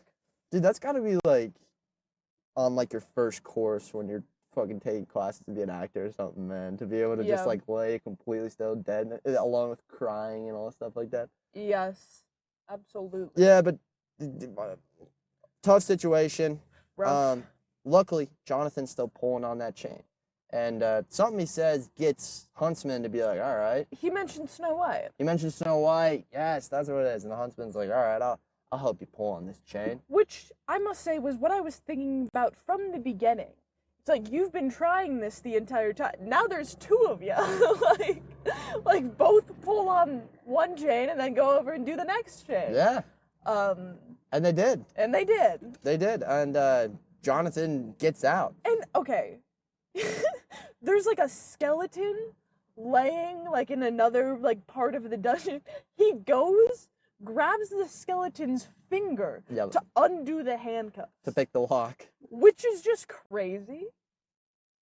Like, what? How did that work? It's so unrealistic. It's like shooting a lock in movies or something like that. You know, it's like one of those where it's like, oh, you have this nice thumb over there on a dead body. This should work. It's the perfect size to, you know, work as a key. Right. Stupid. Yeah. But. And also, like, you're telling me, because it goes from the two pulling on Jonathan's chain to then just walking out of the dungeon in like waist deep water. Yeah. So you're telling me that there was no guards in the dungeon. There was no cage, and we even saw the cage where that dead body was. You know, like actual bars that was keeping them in. So that was really weird. They might have cut some stuff there, maybe. Yeah. But it was just like pull the chain. Normally you would then be free, but still in a dungeon, and you would probably have guards and all that stuff. But no, they just walk right out. They just leave. Good to go. Maybe it's like like the huntsman like knows like the secret exits and stuff because he works at, but I like that. I don't know. I like that. That's how we'll chalk it up. Yeah. Huntsman, yeah, he's a smart guy. Because he said something like that, like, I'll go deal with the guards or something, but it was after they're already out. It's fine. It's okay. It's fine. So, yeah, Jonathan's driven by the debt of gratitude and love. And he somehow finds where this funeral was going on very effortlessly. Everybody just knows where everything is in this forest at all times, man. He's got like tracking abilities. He can sniff out the dwarves or something, man. But he smell the dead body. Yeah, he just walks up and he can smell the dead body. Jesus Christ. Sorry. This Jonathan's character arc is taking a morbid turn. Yeah, so there he finds Snow White sleeping on the rock, and her beauty is frozen in time. The dwarves are wary but desperate, and they let him approach. He kneels, whispering regret, and he stabs a knife into her heart to hopefully put her out of her misery. I'm kidding, okay. Yeah, everybody knows what happens. You were looking at me like I was insane. Yeah. What, do you not remember that? It's so funny. He of course places a soft kiss on her lips. Essentially assault her, but you know, it's okay. But they almost kissed before, so it's like it's better. So yeah. You know, so if you are like a young woman out there, or a young man out there, you know, and you almost kiss a girl, just wait till she's asleep. Then it's all right to finish the kiss. That's what this is saying. You see, it's a very yeah, I thought they might do something like nice where he like kisses her on the cheek, but no. No, right on the lips. Right on the lips. He didn't care. I mean, yeah. Which is, that's always gonna be weird. Sorry to any fucking big ass Disney fans out there that don't think that's weird. It is weird. He's kissing a corpse. Sorry, that's what's happening. That's exactly what's happening. He isn't aware that will break the curse. And it's not like this is a long-time loved one either. He just met this girl 2 days ago. Yeah, very short relationship. strange, always gonna be strange, but I get how that movie would have gotten even more hate if they didn't do that, but I was thinking they might not. There's a couple of things that I was hoping I they thought didn't. for a second she wasn't gonna bite the apple, which would have been insane. I would have understood why everybody's ripping on how they wrote her character. Yeah. I was just expecting her character to do something bad the entire time. She never really like did anything that was out of the ordinary too much. You know, it's like she followed the original story with doing other stuff as Yeah. well. Which is what the Disney live action remakes are like, for the most part. Exactly. But oh well, we'll get past that. It's fine. She does kiss him after when she wakes up too, so it seems chill enough, but still like not good messaging to be in a kids movie. You know? Agreed. Like we were having a similar conversation about the movie Anora and the end of that. Like, is it okay? You want to spoil it, Nora? Spoiler warning. Can we talk in vague terms about this? Yeah. Possibly? Yeah, we can. I'm just gonna say, is it okay for someone to try to kiss someone that doesn't give consent just to save her? Right. Are there any scenarios where that is acceptable? Yes. There. For Honora, my kind of defense was, this is a movie for adults.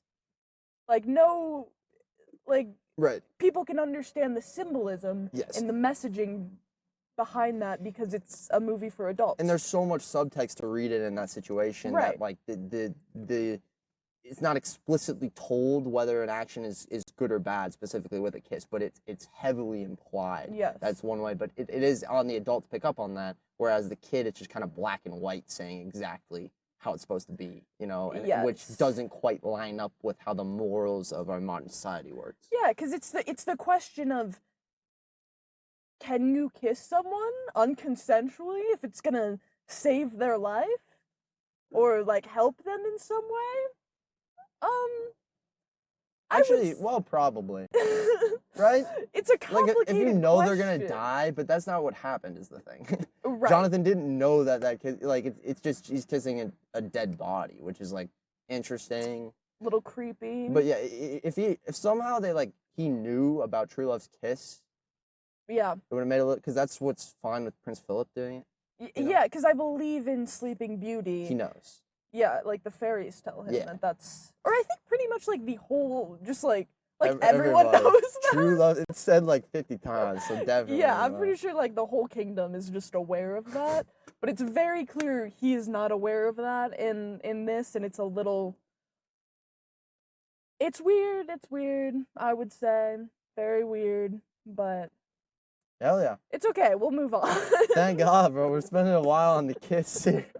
It's like we're both in agreement. It's just weird. Like that's Yeah, it's we've added strange. so many words, but it is just weird still. And I it's better than the original, but still Yeah. weird. Still weird. Yep. Absolutely. But yeah, the kiss. Snow White, she gasps awake, and her eyes meet his in a moment of quiet wonder. A soaring ballad swells, Ziegler's voice lifting the scene as dwarf cheer. Jonathan pledges to stay by her side, and they have a nice little kiss. Yes. A consensual kiss. Yes. And also, that is where Dopey speaks. So, wow, you must have been even more thrown off because you missed the scene that was kind of hinting at that. Yeah, I'm like, So why you the must fuck have- is he talking? Yeah, what did he say? I don't know. It like wasn't that important, whatever he said. He was like, let's Some go. supportive thing, yeah, like you know, happy you're alive or something stupid. Like it, Happy you're alive. but everybody was impressed with Dopey when he spoke. You know? I was not. I was upset. Neither was I. I was like, bro, what, you're ruining Dopey. Dopey is a mute. Yeah. He doesn't talk, Exactly. but he has charm in other ways. And is Dopey supposed to? Can I even go down this line? What? If I can ask it in the right way, like, does Dopey have some sort of mental block? Like, that's terrible to ask that. Like, is Dopey special needs? Is what I'm trying to ask. Like because in Snow White, like to you. I think. Yeah, it's kind of That's like how I've always kind of read it. implied. Like Yeah. I think people kind of like infer that. So is that what they're trying to do with this? Is make sure that this dopey is not, which is again, I think is overthinking what representation is. Right. Right? It's like you Yeah. don't want to be offensive, so instead you go too far the other way. Like, it could have been nice to be like, oh, you don't have to speak to be able to, like, support. Exactly. Yeah. Yeah. But instead they just kind of it makes me feel like even more Dopey in that original one is supposed to be somebody with special needs.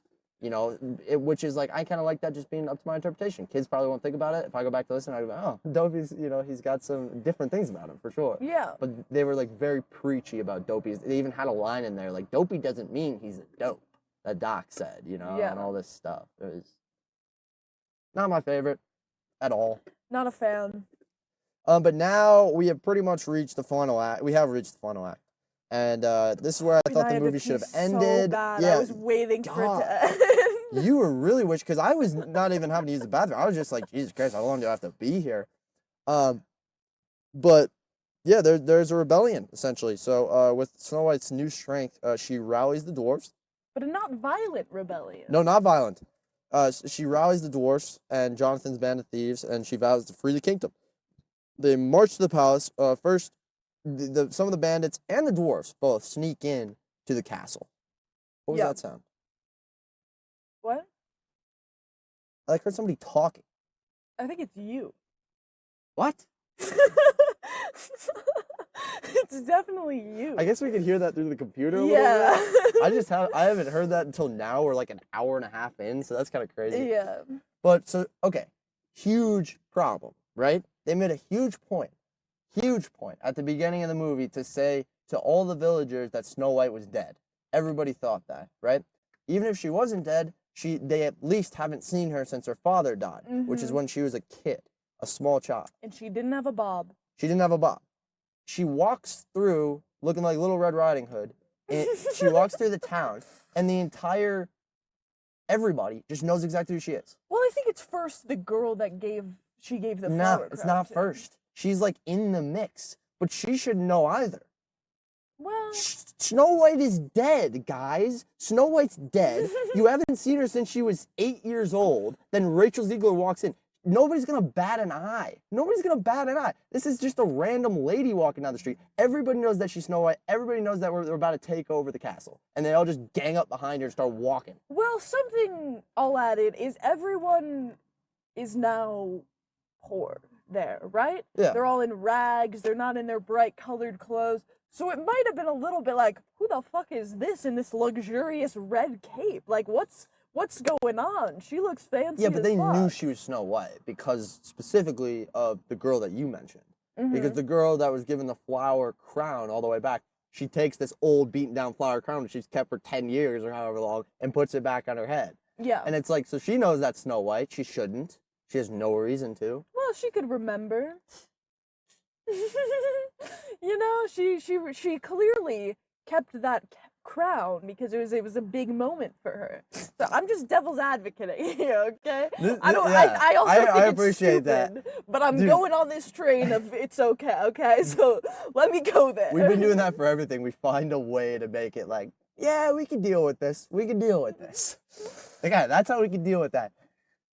This is where the entire movie fell apart for me, though, man, because there's things that I definitely cannot deal with that happen here. So she, leads the entire village basically down to the gates of the castle, and she confronts the queen. And at this point, I'm like, what's happening? Are all the villagers just About gonna a fight? fight? Yeah, that's what I was None thinking. of them have weapons? Like, what's going on? So, okay. The evil queen, right? She walks out. She has like probably 15 guards, which is her entire army, I'm pretty sure. And then a lot of the townspeople, right? Yeah. But she has all the weapons. The townspeople, they haven't got, like, they're not looking ready to fight. It's more of like, we're going to win this with words, So, maybe I've watched too much Game of Thrones. Maybe I have.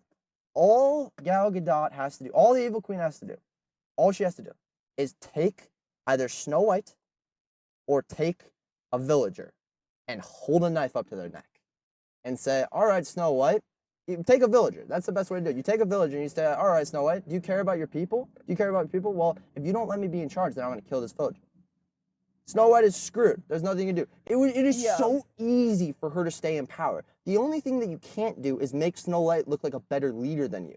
And what she does is give her the exact opportunity to do that. She gives her a knife and then is like, stab me and you can have the lead. What do you fucking think is going to happen? Obviously, she's not going to stab you, and that's only going to get way more support from the people behind her and potentially even the soldiers, Right. which ends up happening. It's the dumbest shit ever. Even if she could have just killed Snow White herself. She's been trying to kill Snow White this whole movie. Just walk up with a knife and stab Snow White. Now the whole town is banned. The whole. It doesn't matter. They have the weapons now. You know what I mean? All you have to do is kill 10 townsfolk. I know this is a Disney movie, but it's like literally. All you have to do is kill 10 townsfolk. If you kill Snow White, which she was trying to do the entire movie, there's no reason she shouldn't have when she literally had a knife in front of her. She flips the knife around and says, Snow White, you killed me. No, you were trying to kill Snow White the whole movie. Kill Snow White, right? Yeah. If the townspeople revolt, you kill 5 to 10 townspeople. Everybody's done. Everybody's done. We don't have enough weapons. We don't have enough food. We're not going to be able to win a war here. She's in power. Snow White's dead. No chance. It is so easy to win. It's so easy to win. Just kill her yourself. Instead, she leaves the killing up to a guard, and Snow White ends up. This really frustrates me, as you can see. This is where it all fell apart. I was just so angry because she gives the knife to a guard, and I knew immediately what was going to happen. And it was kind of dumb because somehow Snow White remembers every single person's but name. she has a line about that. Name and occupation. Remember? What was the line? When she names back all of the dwarfs to them, remember? Well, that's pretty fucking simple. And she's like, I take pride in okay, remembering people's names. Yeah, so that was a callback tried. to that. Yeah. Names and professions apparently as well, because she's like, I remember you. Your name's Nicola. You have you have a wife and a child. You were a farmer once, and she has all this information about every single soldier around, which is very lucky that she knew all these soldiers, and I guess that's good that she pays attention to names, so it makes sense that she remembers them. But immediately when the soldier got the knife, before she even said anything, I was like, oh, she's gonna flip the soldiers. It's easy money. You just put the power into her hands. Yeah. All the Evil Queen did there is literally transferred her power to Snow White. Every little bit that she had up on her, she just put it in Snow White's head. And Snow White did the easiest thing and just operated within good, operated out of love, passion, and fairness, and it worked out for her. Which I do think is the point of the movie, how to morally. It's so make that unrealistic. It is so unrealistic how that went down. I mean, it was horrible. That was the stupidest Evil Queen I've ever. This is the stupidest person in a position of power I've seen outside of some people's position of power right now. I do think I wish it could have been saved by some. Let me think. I'm trying to think of something that could have happened with the Queen to make her not be the one that physically kills Snow White. You know what I mean? Wait, no, sorry, I was off in thought. I was trying to figure out how to rewrite the scene to make it good. What were you saying? Right, I'm saying I feel too? that scene could have been good if there was some type of other scene making some type of reason why the Queen didn't want to personally kill her. Totally, yes. And they could have played that. That would have gave the Queen more character too. Right. Let's say she's somebody who's scared of blood or something like that. How would you do it exactly? I don't know. She can just get, instead of the dungeon thing with Jonathan, one of the guards or somebody can suggest we can put him to the sword or something like that, and she can just be like, as long as you do it and I'm not there, something. Yeah, with the huntsman. The huntsman. Yeah. Yes, that would be perfect. That could have saved that scene because you're right. It's lacking a motive of why she would not want to kill her herself. It's also just lacking any type of smarts, dude, because it's right. My biggest problem is that you gave your enemy all the power. You literally flipped around the knife on yourself and gave her the opportunity to look like a good person in front of everybody.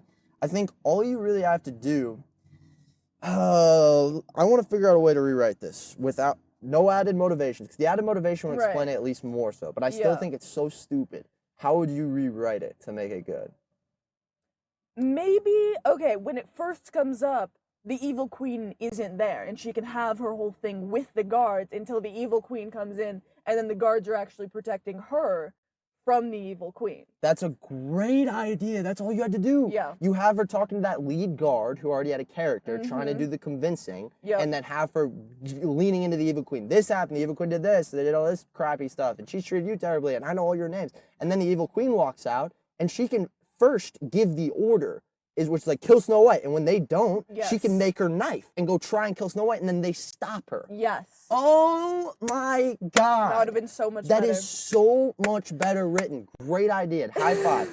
Boom. That's right. I'm just trying to figure out, because, like, I kind of got, wow, that high five was hard. I'm hyped, man. That's exactly That what hurt my hand. Well, I'm just so happy because, like, I hate calling out bad writing and then not immediately, like, having a way to write it because it feels disingenuous to just be like, this writing sucks. Well, how would you write it? I don't know. You know? So to Yeah. have, that is so much better. Oh, my Lord. Yeah, I just think, I'm trying to find the motive behind why she would want to give, like, maybe the reason she would want to give Snow White, well, I don't get it. It doesn't Like, I would have said it's so, like, she would kill her and people would, like, Snow White's not kind anymore. She's not, but it's like, Then she would she's still dead. be dead. Like, who cares?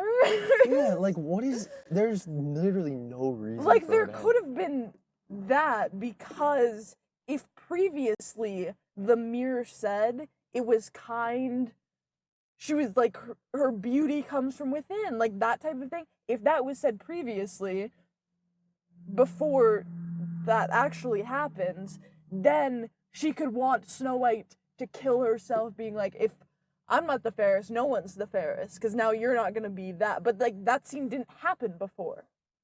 Yeah. You know what I mean? You're right. It's another thing that they needed to add layers to Gal could have Gadot's added character that. to be able to make it work. Yeah, Yes. but they just didn't. Yeah. It's so short-sighted. It's actually insane. It's some of the worst fucking, like, it's the worst concluding scene I've seen in a long, long time. Yeah. Like how you wrap everything up. It was just so poorly done.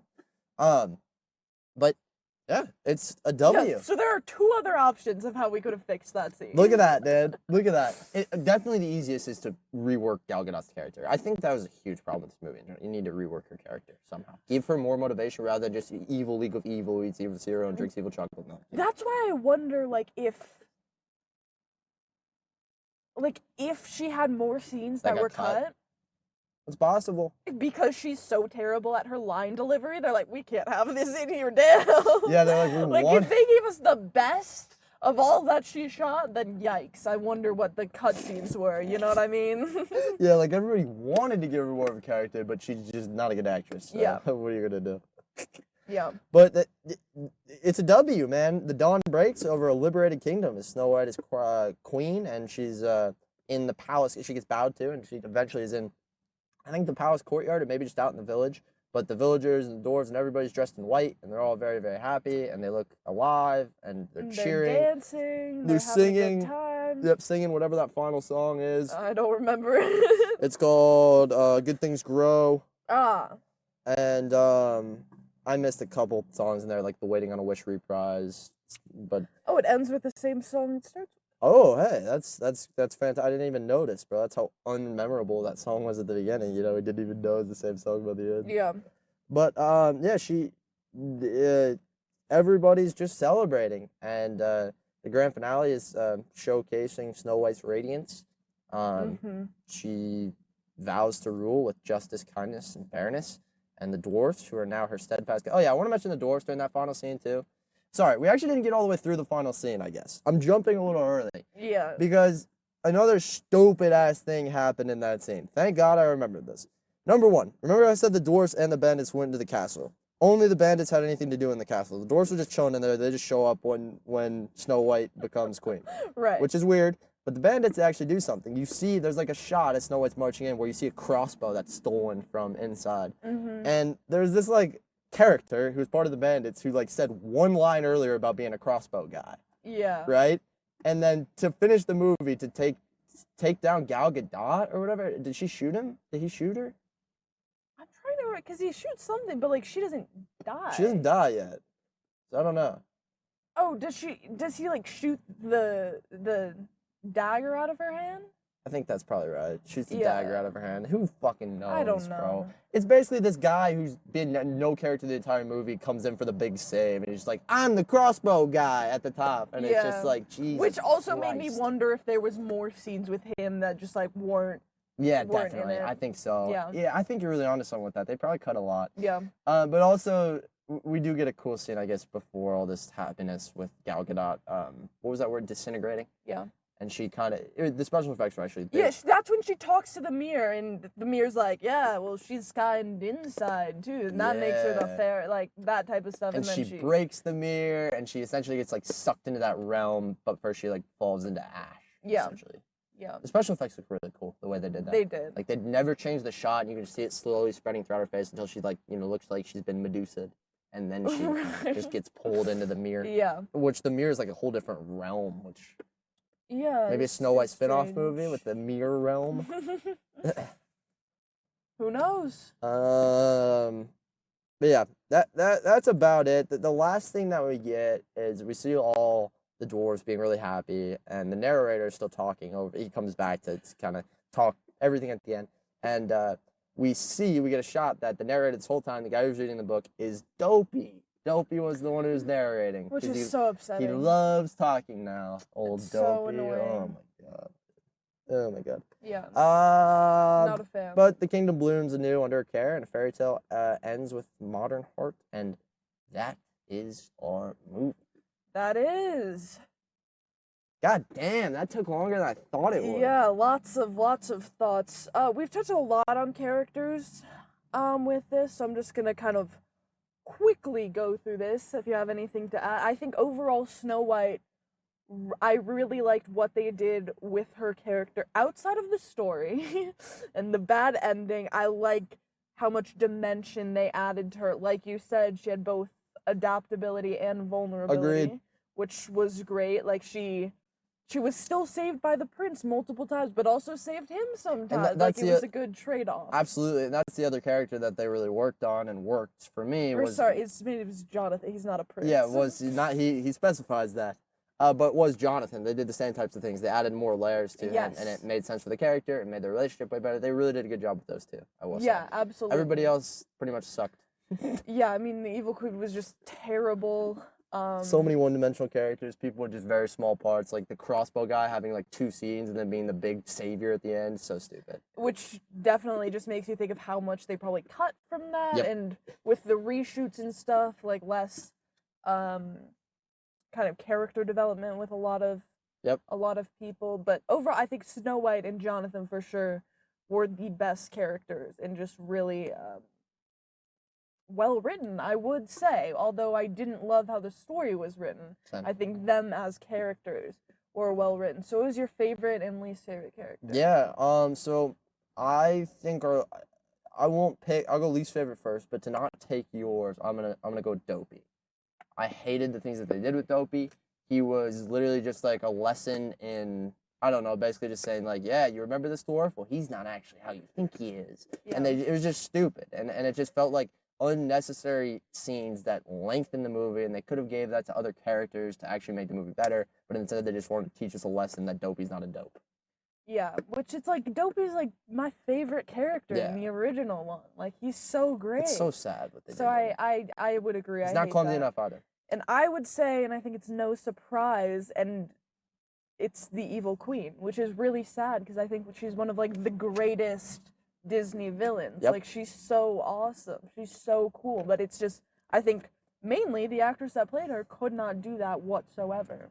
Yeah, the more I guess I've only seen Gal in a couple things. I remember another movie that I did see her in where she was better. It's called Red Notice or something. It's a Netflix movie with Ryan Reynolds, Dwayne The Rock Johnson. She was better, but she was kind of playing. Oh, and that's the other thing I saw her in is do you remember Murder on the Orient Express? No. No? Fuck. Well, it's the sequel to Murder on the Orient Express. It's a kind of Glass Onion-esque mystery, but it's done. Murder on the Nile or something like that. Something on the Nile. She's in that, and she can play a rich lady, and that's what she does in both of them. She does well. Okay, so maybe that's the only character she can play. It was such a letdown because she looks so good as the Evil Queen. but it's just like she didn't have like the power to be the evil queen. She didn't have like the power behind each line that she said, which was just so upsetting. So true. But your favorite character? My favorite character is actually gonna be Doc. Oh, wow. Out of all the dwarves, man, they actually did a really good job making his character very similar to the original one. Yes. And, you know, they didn't try to preach with him. They didn't try to do any extra, but he had some great lines that really made me laugh. And he was just like, I don't know. I loved every time he was speaking. I was just, it made me feel warm inside. I like that. Yeah, that's great. I'm just going to go with, as my favorite character, is Snow White. Never thought I'd say that in my life. Snow White in the Snow White movie? Wow. But she was just like, it was so, like I said before, like all the dimension they added to her was just like so great. And I really liked the character, although I did not like the character in the original. So I think it was. That says a lot. Yeah, for sure. That says a lot. She's sure. great. And again, just the actress playing her did a phenomenal job playing her, which definitely adds to it. Rachel Ziegler's still up there for me. Yeah, I really like her a lot. Yeah. I like her a lot. She was so great. Moving on to favorite and least, or best and worst, I don't know how to phrase it, scenes. Best and worst scenes. Okay, for me, I'll take worst scene first. And I think you know exactly what I'm going to talk about. It's the final confrontation out in front of the gates of the castle. It was so poorly written and unrealistic, and like we figured out with our conversation, there was not nearly enough depth to the characters to warrant what happened, and it made me really angry. It made me really. And angry. my alternate ending is way better. Yes, it seriously is. All you needed was freaking. Because it would have portrayed the same lessons. Yep. Except not being stupid. Yep. that's the only way to put it, in my opinion. What about you? I would have to say the Evil Queen's song. It was so so terrible. It was hard to watch. And she did like a reprise of that at some time that I didn't mention, but it was also fucking terrible. Yeah, I'm on the Evil Queen hate train. I'm such a big fan of songs that slow down for the chorus. Yeah. Like, it was making me think of that song, like, Into the Woods, in a song in Into the Woods, where, it's the last midnight. You're so right. It was so because like it goes from, like, na-na-na-na-na, ba-na-na-na-na-na-na-na-na-na-na, to slowing down, then just going, it's the last midnight. And I normally like that a lot, of the slower choruses, but it just, I think it was Gal Gadot. I do. That's the thing. I wonder if it would actually be good if it was sang by a good singer. Hopefully somebody does a rendition of it, like somebody we know. That would be great. Yes. So when we actually get to hear it. Yeah, absolutely. Because that was rough, to say the least. 100%. But best scene? My favorite scene is going to be out in front of the cottage, the little party they were having when they definitely should have been hiding from the soldiers a little better. Like, it was just so warm, and like I was just like looking around at the set, and I was very impressed by it, and like everything. I don't know. The shots were all very full. You know, characters that I was familiar with were all doing things that pertain to their characters in the background of every single shot, and it was just like, I don't know. It was just really happy. There's a lot of warmth in that scene. That was mine. Yeah, absolutely. I would say, and I'm going again with a song as my favorite. Oh, yeah. But the whistle while you work scene was just it was good. Such a classic scene, and they did it so well, and I like how the dwarves were actually helping and not just the animals. Yeah. They're actually cleaning their own house, not having some woman clean their house, which was great. And that song, of course, is incredible. Yeah, dude, that's I didn't even remember that, bro, but now I definitely do. That was just her, the animals. That's crazy. Yeah. Next category. We're on to Gio's Hidden Gems. Personal casting's not before that? Nope. Dang it. Unless you want to do that before that, we can. It'd make more sense doing that with characters, right? Scene. I don't know. We've had this conversation before. There's probably a reason we don't do it this way. Yeah. So Gio's Hidden Gems. This is second time of this new segment. Facts about any technical or behind-the-scene aspect about a movie. The first one that I want to mention is the comments by Peter Dinklage. He alleged that the original film depicted dwarfs in a negative light, and when Disney announced that they would approach characters differently while also... I have this a little bit wrong here. Basically, the original film depicted dwarves in what some people thought of as a negative light. Peter Dinklage's problem was the fact that instead of doing dwarves in a positive light, people with dwarvism, in casting them in those roles, they did not. Instead, they decided that they would approach characters differently, consult members of the dwarf community, but ultimately animate them with CGI. Yeah. Unfortunate. Because, yeah, I think casting people with dwarfism in those roles would have been much better. Yeah, but I understand Much how better. that can be offensive for sure. To like normalize calling people with dwarfism dwarfs is a little weird because that is not the politically correct term for that. That's definitely where their heads were at. So I think I get that for sure, and obviously we can't speak on that because neither of us really have dwarfism. But I think overall, Not really, no. we do not at all. No bit of dwarfism. But I think like I understand that, but like they definitely just shouldn't have been CGI dwarfs. I think that I think we share a slightly different opinion because I am of the opinion that if it shouldn't matter that, like, to me that's like deciding instead of casting a bunch of women in female roles, you decide to it's a weird standard that they're setting because it's like in order to not be offensive to the like little people community, I guess, right? Yeah. It's like they decided to not put little people in the movie in those roles of dwarves. But really, if you think about the little people community, they have a lack of representation. Right. This is an instance where they could give a lot of representation to them.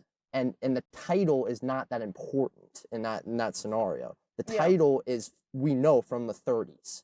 We don't exactly need, and even you could change the title if you wanted to in the movie. That would have pissed people off. But if you really wanted to, cast people with dwarfism and change the title in the movie. Yeah.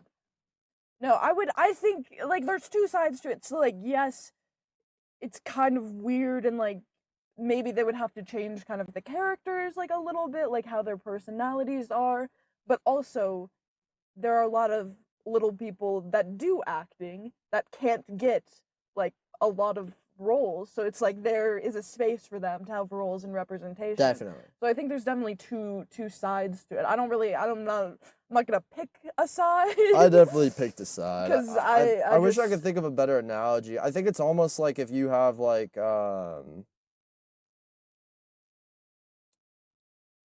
if you have a bunch of female roles that are like super negative female roles, right? That are like, I don't know, is there a bad term? What's like a bad term that you could call like women? That's what I was thinking. Yes. Yeah. Like if there's a category where it's like, I mean, this is stupid, but it's like the sluts. Yes. Yes. And we're casting people for the sluts. Yes. So instead of using women because we don't want to disrespect them, we're gonna CGI the sluts. Right. You see, you're kind of not quite doing the right thing there. It doesn't feel. That's what they did with the. Yeah, it should be probably change the name for them, change the term, if you're gonna do anything, and maybe make them a little. Or just leave it alone and trust our audiences to understand that we evolve as a society with the words that we use, and some words are now known as offensive that weren't in the past. It's a very simple thing. Well, but that's difficult because it's a kids movie. You know what I mean? Yes. So like that's the thing. Like kids can see that and start like calling little people dwarfs, which is bad, obviously. Yes, and yeah. So. Yeah. Yeah, good there. Yeah. According to Entertainment Weekly, this film was originally conceived in 2012 as a martial arts retelling called The Seven, in which the seven dwarves were instead monks who used their wisdom to train a young woman to defend herself and fight against powerful evil. The film was shelved, thank God, after 2 other Snow White retellings came out in that year because they just, when the rights get released to stuff, people freak out. It was like Snow White and the Huntsman came out, and then right? Mirror Mirror. Right. Snow White and the Huntsman, Mirror Mirror. Next, Rachel Zegler was so scared of the original Snow White and the Seven Dwarfs that she just watched it once and never picked it up again. Yeah. Which I think she did say she watched it for the film, but I think in that statement she was saying as a child it was a movie that she only saw once. Yeah, but the weird thing is it's like her perfect childhood movie because she was born in 2001, which is the exact year that the Snow White and the Seven Dwarfs film debuted on DVD. So like this was like fucking made for her generation pretty much with the DVD version. Like that's what we saw a bunch, you know, like it's very, she's 2001, so it lines up really well. It's surprising that she didn't see it more, honestly. Yeah, but I also understand because I did not watch that movie a lot because it is scary. Like that's true. Yeah, like, people that's are, interesting. And I remember hearing like an interview of her talking about Snow White's Scary Adventure or whatever that ride at Disneyland is called. Snow White's Mine Trip? No. Yeah. No, the one at Disneyland. Yeah, that's like a very like Mr. Toad's Wild Ride type scary. It's the Winnie the Pooh ride, right? Like essentially like that style of ride. More like Mr. Toad's Wild Adventure kind of ride. I don't remember Mr. Toad's Wild Adventure as well. That's also Disneyland, right? Yeah. I can't picture it, but yeah, I know the type of ride. Yeah, like it's that is a terrifying ride that like you see children crying coming out of. Dude, Winnie the Pooh is a terrifying ride. Yeah. The Huffalumps? Yeah, really strange, but I love that ride. Benji Pasek and Justin Paul, who did La La Land, The Greatest Showman, and the music for the award-winning Broadway musical Dear Evan Hansen. They're the ones who wrote the original songs for this movie. Yes. So they're clearly very talented writers. Yeah. So which means that we need to give these songs maybe a little more attention. You know, I was actually really happy with Waiting on a Wish. I still stand by with what I said about the simplicity of original Snow White songs versus these songs. Yes, and I would love to hear whatever the Evil Queen's song is. Yeah, sing by someone else. By someone that can sing. Yeah. Like I feel like it could be a really good song if it was someone that can sing. Well, speaking of someone who can't sing, Gal Gadot playing the Evil Queen underwent a dramatic vocal shift for the role. She worked with a dialect coach to develop a lower, more commanding tone distinct from her natural voice to emphasize the character's authority. Didn't feel her authority. Yeah, fire that voice coach, whoever the fuck that is, because it did not work. Agreed. She sounded like herself for most of the time. Early in development, Pasek and Paul wrote a song titled Mirror's Truth, which intended as a haunting duet between Snow White and the Magic Mirror. Oh. Don't know how that would even happen. That's fun, though. But it was cut due to pacing issues, probably because they realized the end was way too long, so they had to cut that shit. The song Waiting on a Wish was sung by Rachel Zegler, recorded live on set. I said that. Oh, but I didn't mention that there's a 40-piece orchestra hidden just off camera. Oh my god. So it's full recorded on set, even the music. Wow. That's that's different than Wicked then. Yeah. That's interesting because they layered the vocals onto so that yeah. Rachel Zegler improvised a line during a tense conversation with Gal Gadot's Evil Queen. The line said, "You can't bury light in shadow." I don't really remember that. But the director, Mark Webb, he liked it enough to keep it. Yeah. Transformation of the Evil Queen into the Old Hag was cutting-edge prosthetic suit. Yeah, it was actually Gal Gadot, embedded with LED sensors, allowing real-time lighting adjustments to match the scene's mood as Gadot moved. So I don't really know where those like LEDs are exactly, if they're like in the face to like fake complexion, or if they're like somewhere on her shirt or behind the camera. I don't really know what that's saying. I'm not sure. The Dwarf's cottage was built as a fully functional set with a thatched roof made from synthetic fibers dyed to mimic aged straw, allowing interior and exterior shots to be filmed seamlessly without CGI augmentation. You could tell. Yeah. You could fucking tell. It is gorgeous. The 4 scenes were filmed on a massive soundstage in London's Pinewood Studios. The crew built a 60-foot tall arcade tree canopy. This allowed for controlled lighting and weather effects. In the original film, Walt Disney's team had intended for the Evil Queen to lock up the prince and have a scene where he tries to escape her dungeon, but it was scrapped because there wasn't enough to work on a different character, I believe. Apparently. The idea is revisited here, obviously, where Jonathan, who's the stand-in for the prince, is locked up in the dungeon. Thank God. That's so great. They're like, yeah, no, we can't do anything more with the prince. We don't have the time. Let's have a 10-minute scene of the dwarves washing up. That's a great idea. Yeah, there's all the, I guess, 70-minute runtime, man. Ugh, stupid. According to Rachel Zegler, the origin of Snow White's name in this movie, she likes it a lot better than the original origin, whatever it was. Yeah. I like it too. I think it's good. Cinematographer Mandy Walker, she did he or she, I actually don't know, did Elvis, Mulan live action, and Hidden Figures. Nice. The screenplay is credited to Erin Cressida Wilson, which I think you said up top. Yeah. She's the primary writer who shaped the final script, bringing her experience for projects like Secretary and Girl on the Train. However, the writing process wasn't a solo effort. You know who stepped in to help out? Somebody who directed Lady Bird and Barbie. Wait, really? Greta Gerwig was reported in November 2021 to Oh, be I'm sorry. co-writing. Did you want me to answer that? Yeah, well, I mean, it was a question, but I got you. Sorry.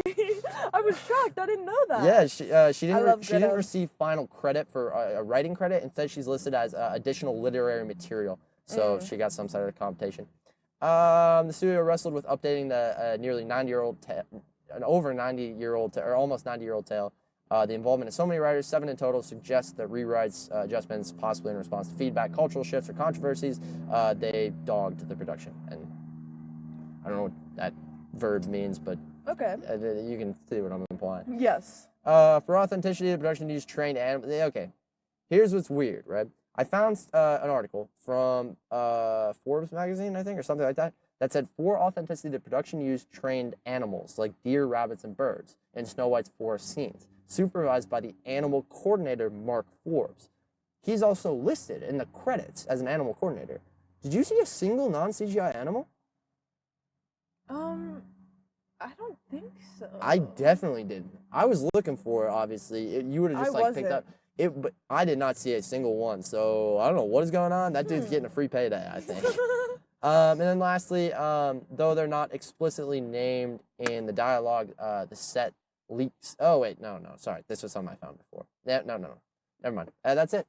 All right, we'll move right into themes and messages. I think they're pretty clear. We kind of already touched on them throughout the story aspect, but definitely stronger themes and messages than the original. Totally, I don't know who delusional person thinks there's great moral lessons within the original Snow White, but they are actually crazy. Agreed. So it's definitely, of course, a strong theme of kindness and being fair, and if you do that, then you will live a happy life. Definitely. Which is great. Rather than if you eat an apple from a strange lady, you'll wake up to a prince. Yeah, and that's still there, but that's not the big crescendo. Right. Yeah, which it's much nicer. Yeah. So I think anything else to add on that? I'm good there. All right, now personal casting. Personal casting. Do you want to do me first? Who am I? That's a great question. I think you. I feel like you could play like the huntsman. Hell yeah. Don't you think? Yeah, I'll take the huntsman. Also, I didn't add when we were talking about that, but just so you know, in the original Snow White, instead of like having the apple in the thing, it's a pig's heart. Oh god. Yeah. That's worse. So he brings a pig's heart back to her to It was still stupid to even bring the. Yeah. Honestly, that's another thing that's so stupid is the fact that he put an apple in the box where the heart was supposed to be, like she was gonna be fooled or something. Yeah. The pig's heart makes sense Right. because then she would actually be fooled. The Yes. apple is like kind of middle finger. Maybe that's a little too crazy because they're like trying to be so nice to animals, so they Yeah. decided to shy away from that. But yeah, I would say you could be the huntsman for sure. Hell yeah. I like that. I got strong moral compass, even in the face of, when I'm being told by my higher ups to do something. I like that. Yeah. For you, I'm stuck because it's either Snow White or the Evil Queen. There's not a lot of options. Well, yeah, no, there's not. Maybe you're the girl who had the flower crown. That's who you are. I think I'm gonna go with the Evil Queen just because. Since Rachel Zegler played such a good Snow White, put you in that role, you probably you bring it down a little bit. Evil. Yeah. Yeah, but the Evil Queen, you'd probably be better than Gal Gadot. Exactly. So, I think anyone could, honestly. Yeah. Makes me think I could get into acting because she's so fucking terrible. But okay, anyone's best role? I wouldn't say this is Rachel Zegler's best role, even though she did do phenomenal. Don't know the other guy, but he did great. It's the only thing I've seen him in, so for me, that's his best role. Right. Me too. Gal Gadot. Definitely not. I don't think it's her best role. No, I think Wonder Woman, from what I've seen, or maybe that girl in Death on the Nile. Death on the Nile, that's what it's called, not Murder on the Nile. Death on the Nile. Came to me right got there. Got it. Yeah. Yeah.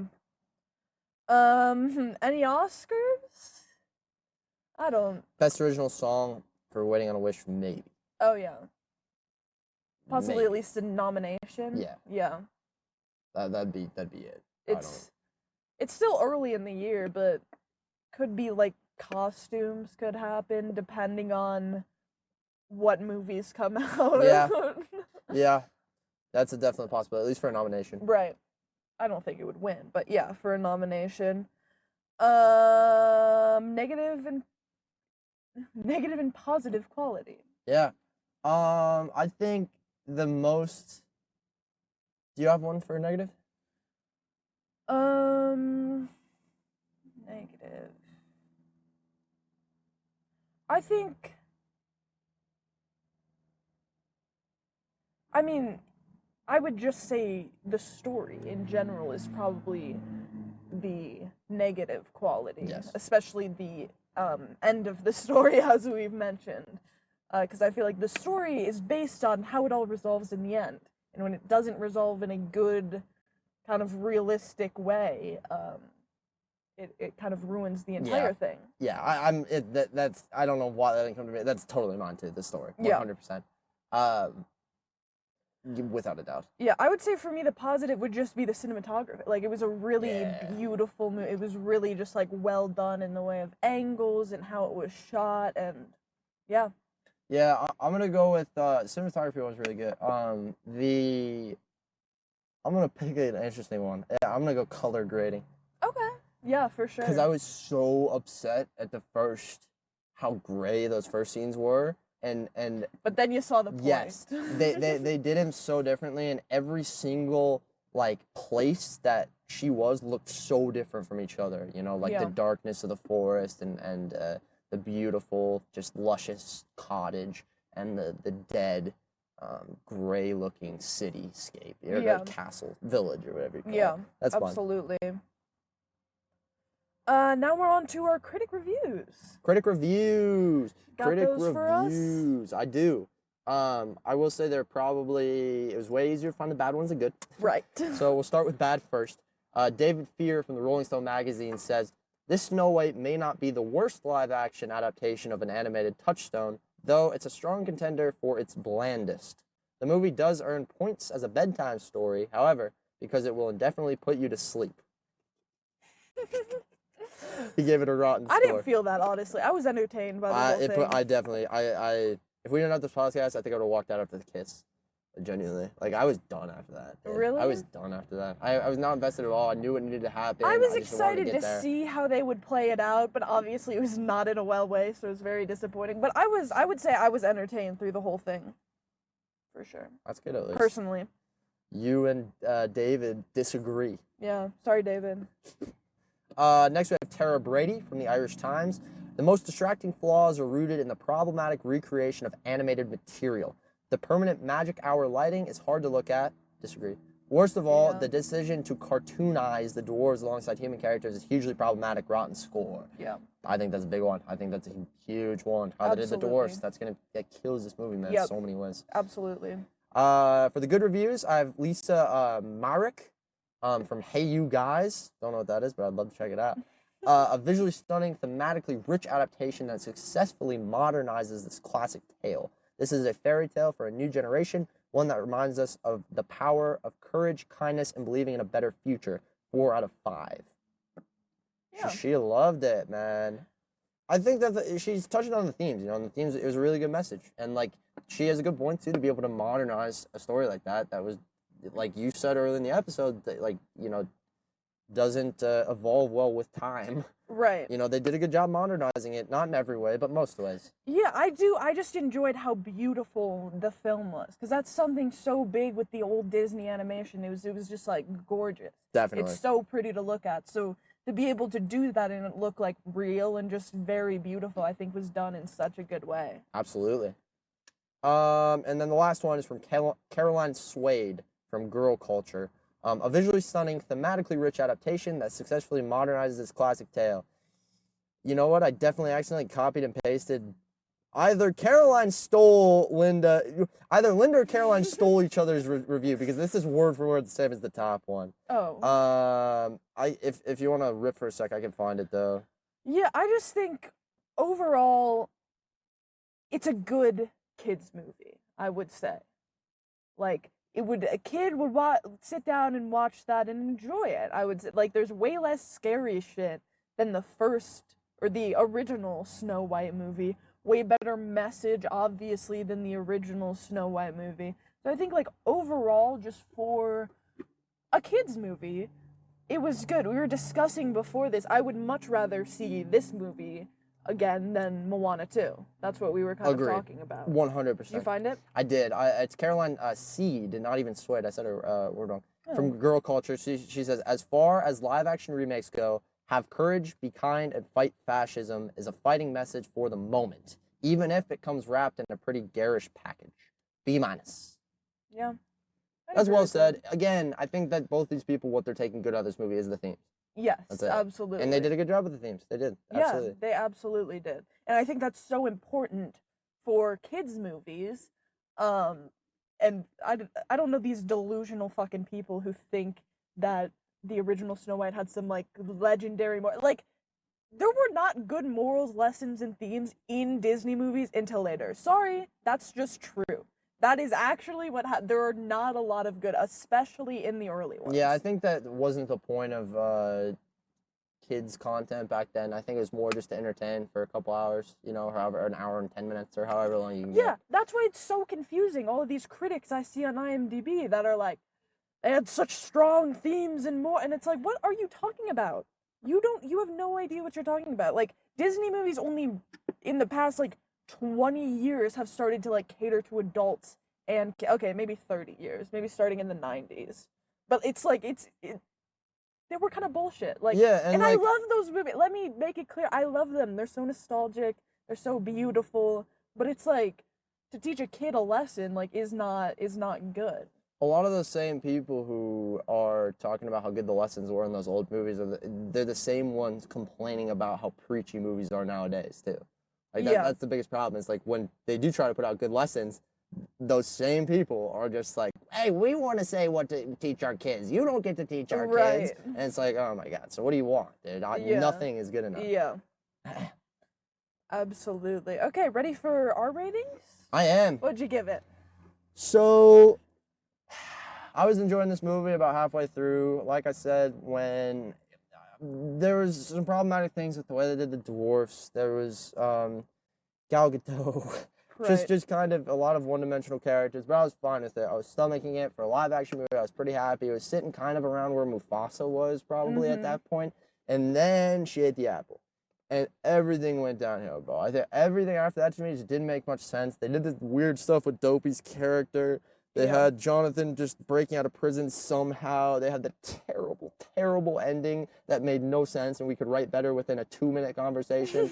It was horrible for that last 30 minutes or however long it was, man. And for that reason, I'm going to sit this one at 1.6 stars. Oh my God. I really didn't enjoy it. I didn't enjoy the music that much at all. I didn't enjoy the characters except in the beginning. Didn't enjoy the dwarves. Didn't enjoy the ending. Like, it's really just a couple warm scenes and Rachel Ziegler that made me held on. I would say, for me, I would agree with most of the stuff you said. The Dopey stuff was terrible. Hated that. Gal Gadot, terrible. Hated her. She was so fucking awful in the role.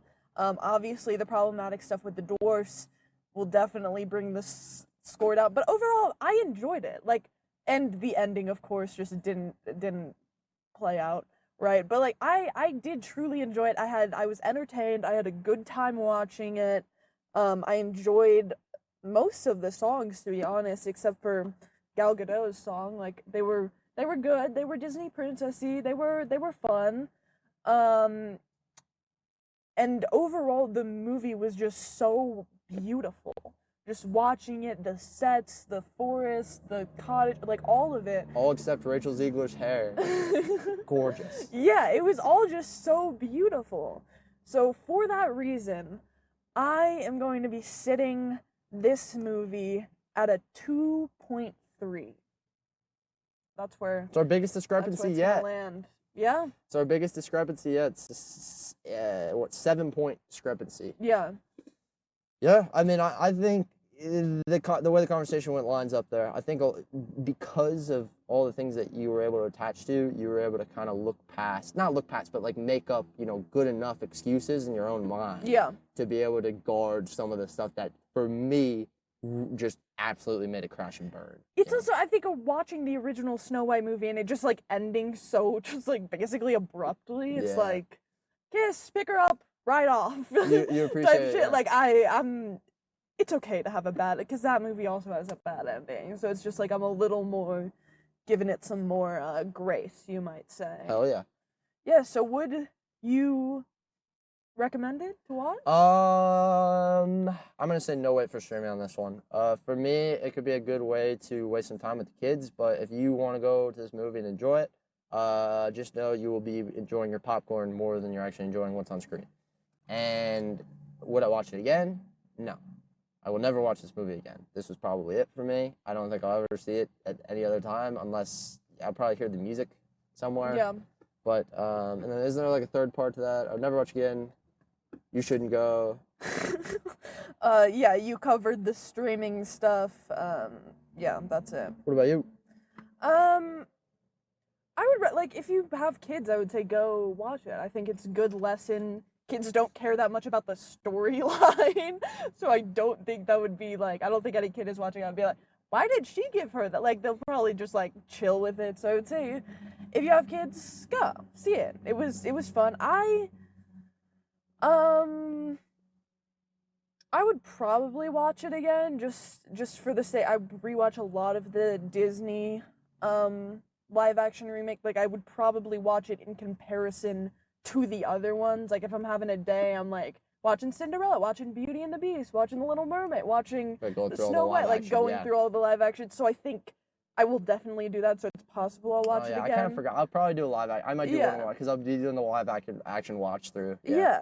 But I was entertained by it. I liked it. Although it's not a great movie, obviously, with a great storyline. Agreed. So yeah, I would say if you have kids, or you're like a big Disney fan that like doesn't just like hate on Disney, and you like Rachel Ziegler, go watch it. I would say. Yeah. Yeah. Yeah. So the next movie we're watching, based off. Oh yeah. Are you gonna pitch this thing? I'm gonna try. I know nothing about it. I just learned it was happening today. Based on the iconic game that everyone has played in their life. Every single person our age, I think, has played this game. Not sure who's in it.